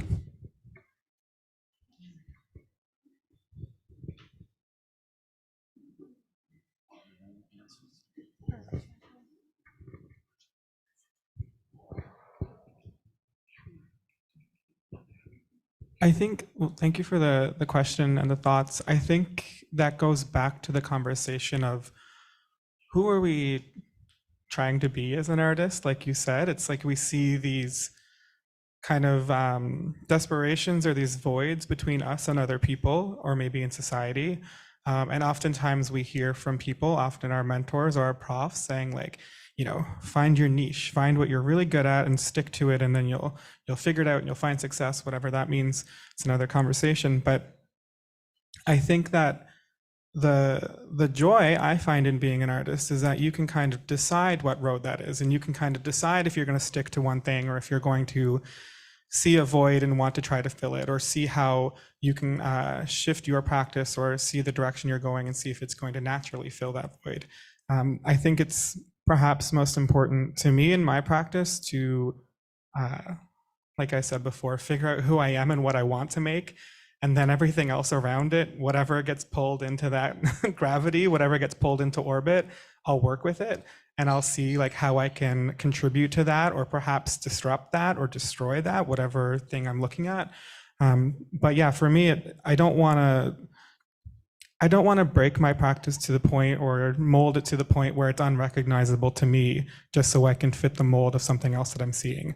Whether that's a mold a prof is giving me, or whether that's just like a space I'm seeing not currently occupied in the arts. Because the reality check is that almost every space is being occupied by someone.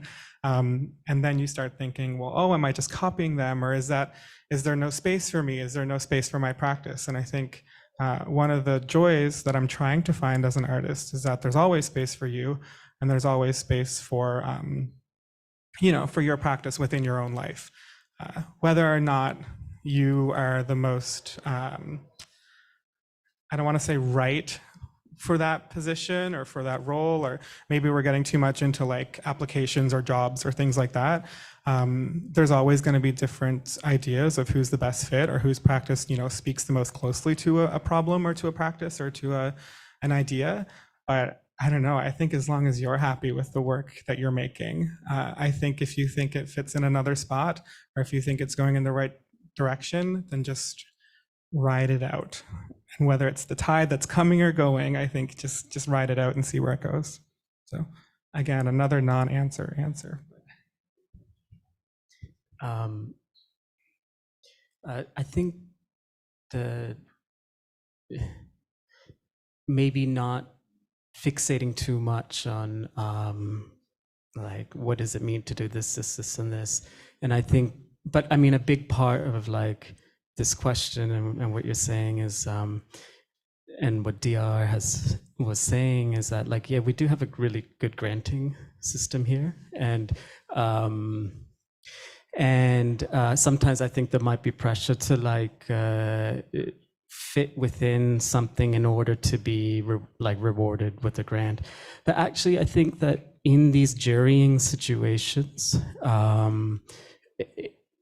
if there's like 200 applications for a grant, and everyone's kind of tightly fitting themselves into a particular discourse, and then you speak from like a very like honest, possibly vulnerable position in the work you want to like.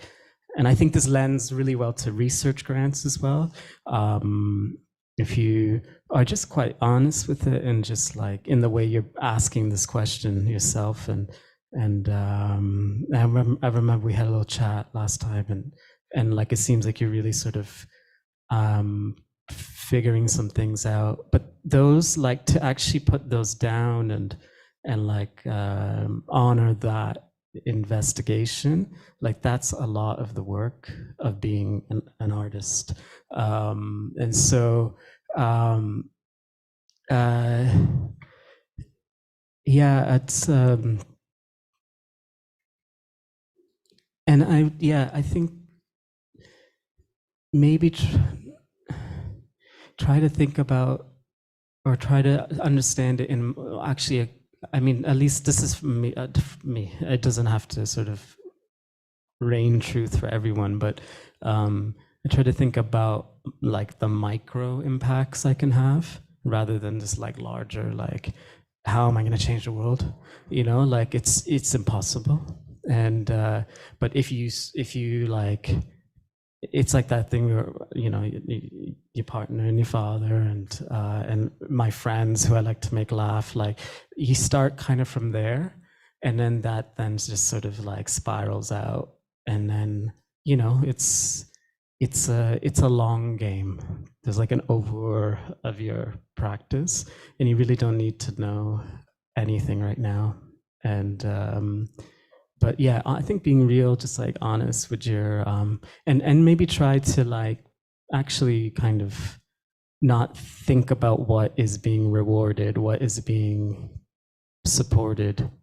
I mean, you can be aware of it, but like you can also, I think sometimes just like you can stand out also in that, and that is gonna be acknowledged and awarded.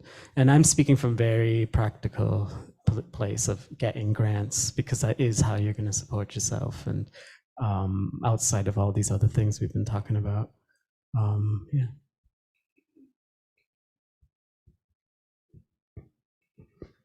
Hi, I have a question in two parts, so I'm going to try to be fast. But my first question would be, do you think as an artist it's important to have a style or a niche? And if so, how do you balance that with being a multidisciplinary artist that works with ever-changing medium or media?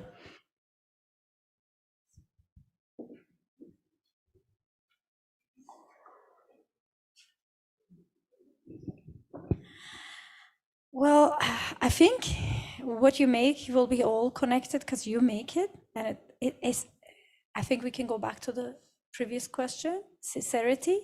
I will sound the cheesy grandma who makes dinners, invites people and tell you to do, but I think so much of art and even deciding to be artist is also so much about sincerity, because that's what you truly want. Otherwise, why deal with telling it to your mom and going through the art school and thinking of all these other like challenges and all? Is I think when you make work that is meaningful to you, they will all be connected. I am kind of like very of forcing or thinking too much about it, because if you think too much about it, maybe without realizing you're forcing a kind of like an easy a visual connection rather than a deep connection between the works, because all your work will be in conversation with each other, even the ones you consider as failure or like, oh, this old work I don't feel connected to might be connected to your work.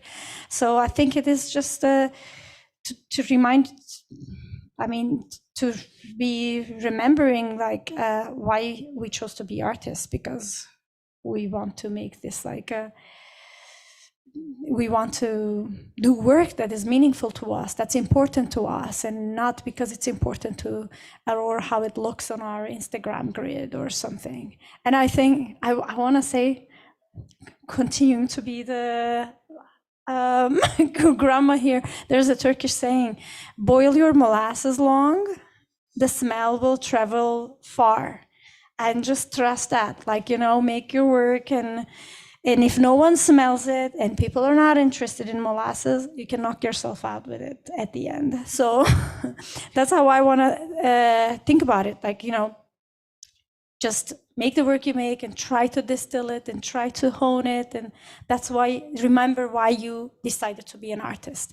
If you were like interested in, I'm going to give what people want, or if that's important to you, that's another thing. But just like I will use this word like in lazy ways, because it takes time to read and effort and labor to read an artwork and notice these particularities between the works of yourself and you with your peers and with your with the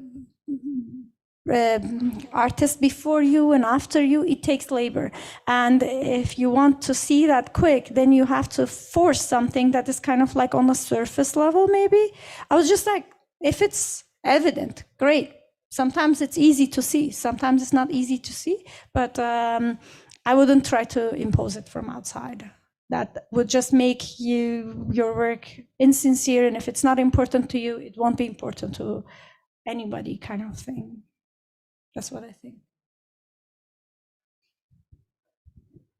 Yeah, I mean, I think maybe the answer people don't look for or want to hear is that there's no formula for what's going to work. You might make something that's, trendy right now and people might still hate it. Unfortunately, that's just kind of how it is. But just to echo what you both were saying, sincerity and just being true to what you want to make at the moment is really important.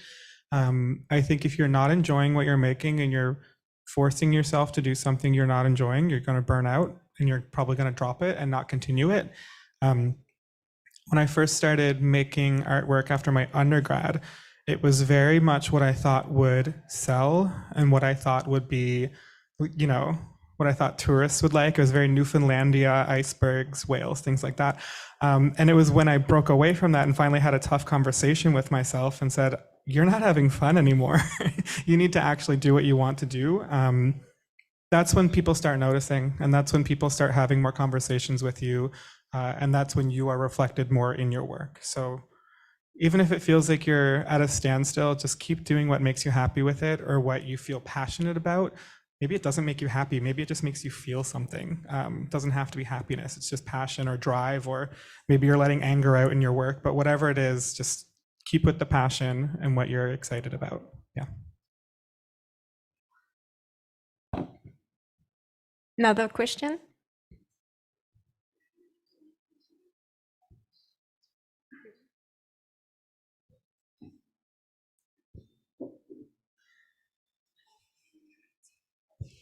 Okay, thank you so much. I think that brings us to time.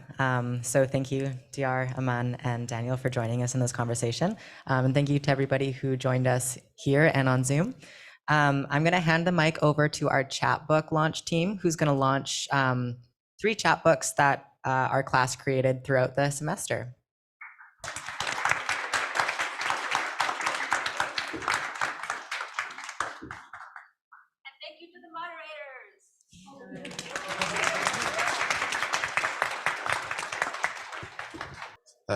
Thank you for the invited speakers, and thank you everyone for coming today.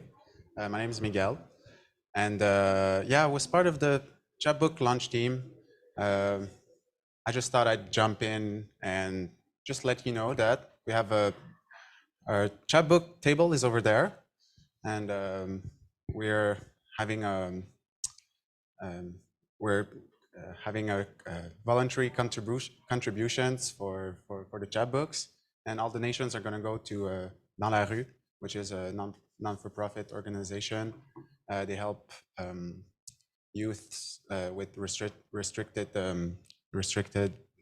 resources, and it's really great. They offer they have a day center, and they offer creative arts therapies. They offer professional help for mental illnesses, and also high school classes and accommodations and all kinds of great stuff. So feel free to grab all of our chapbooks.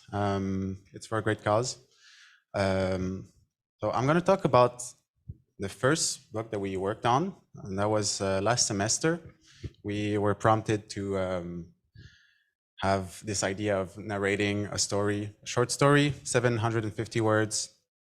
And I was baffled when I went through the entries a few days ago, and just by the creativity and the diversity of how these came out. I saw some people drawing lines with their words. I saw people talking about themes such as horror, such as adventure, childhood stories, a lot of childhood stories, slices of life, adventure, and yeah, and also different sizes of fonts and different fonts. Yeah, it's beautiful. There's some really great stuff in there. Matters of Story, that's our first chapbook, and I'd like to pass the mic now over to my colleague Victor, who's going to talk about our second chapbook.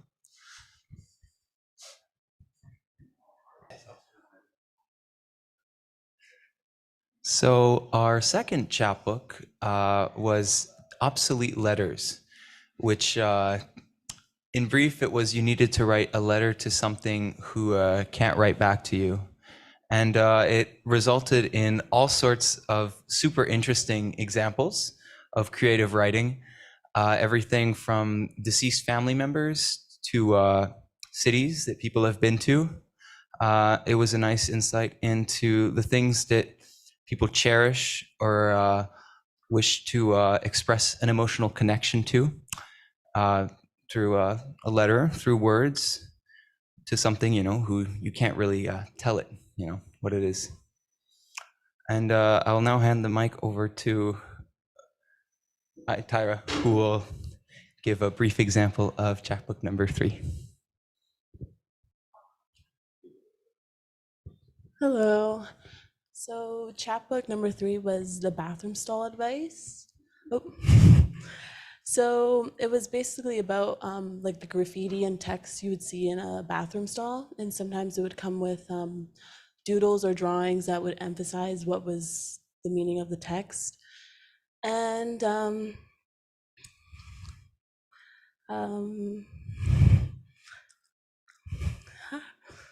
sorry, I'm a bit nervous.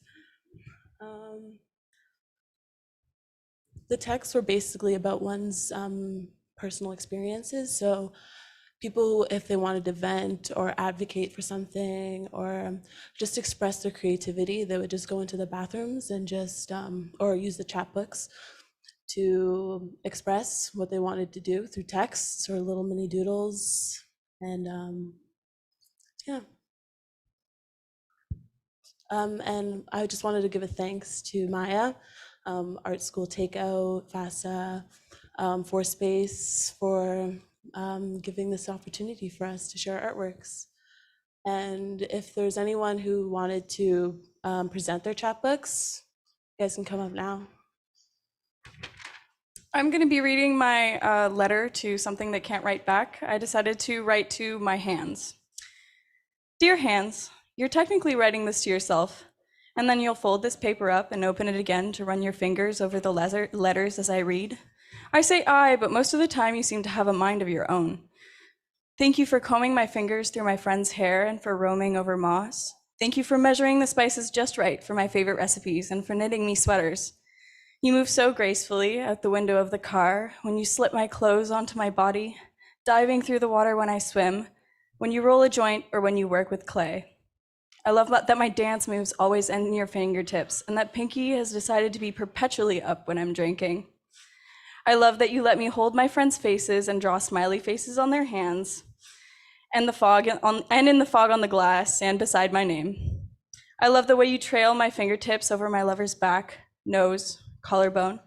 You hold so much emotion, vibrating with excitement or bearing the marks of my nails on your palms. Rodin thought so too. That's why his sculptures had such large hands, because he thought you were so expressive and evocative. I think the ink under your skin looks like it's always been meant to be there, especially the tattoos you did yourself.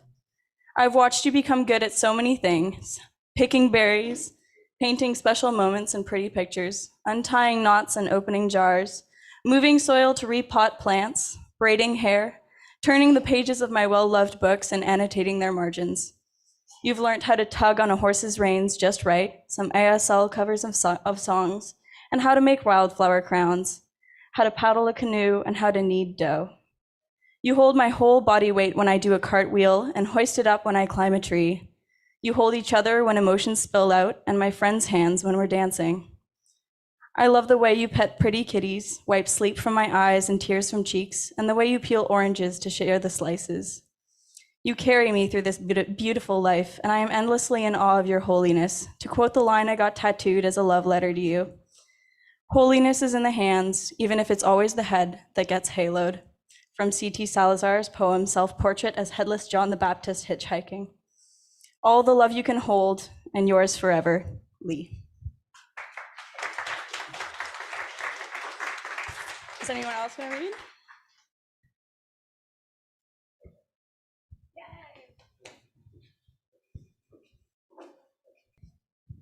I'll be reading from the Matter of Stories chapbook. I shouldn't have started that way, but I have my grandfather, Roch Labelle, who is my mother's father, and he's had a pretty turbulent childhood, to say the least. He sits down with me at dinner and tells me all the stories that he's been through as a child. Most of the time, I'm just in awe of the fact that he's still alive.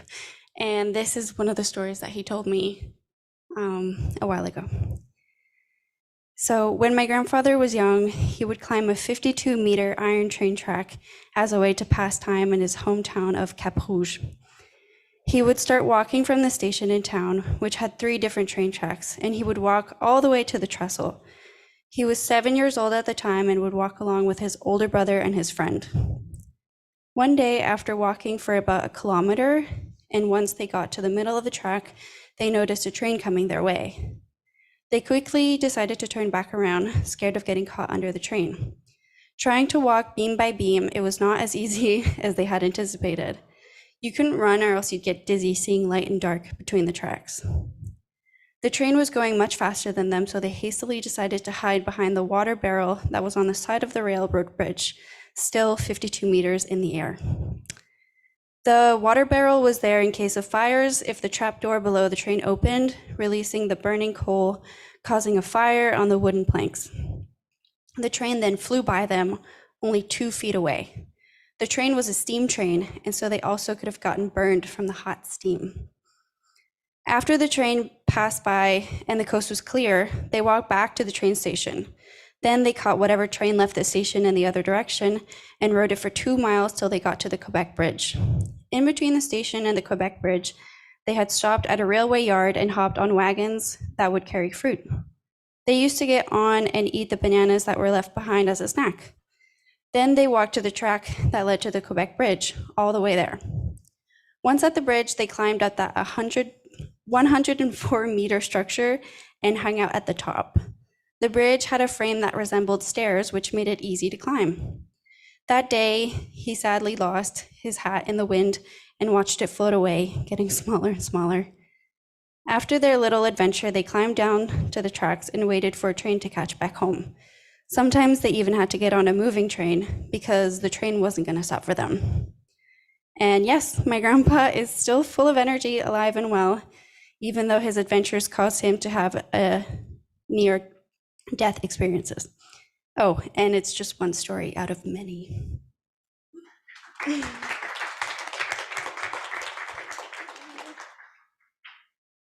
Okay, I think that's everyone. In that case, I'll just pop in very quickly to thank not only Maya Oppenheimer and her entire class for all the work that you've done this semester and last semester that culminated in this flurry of activity here today. Thank you so much for working with us here at ForSpace to activate the space with your projects. Thanks for putting together the panel conversation, Chapbooks launched, and for doing the walkthrough with us and the live stream today. All the audience members who also came in to support your friends, colleagues, family members, and those of you online who have joined us since noon, thanks so much for being there. We'll be closing up the Zoom space now and invite you all to keep hanging around the space and chatting with one another, enjoying the work that surrounds us. Thanks everyone, until next time, ciao.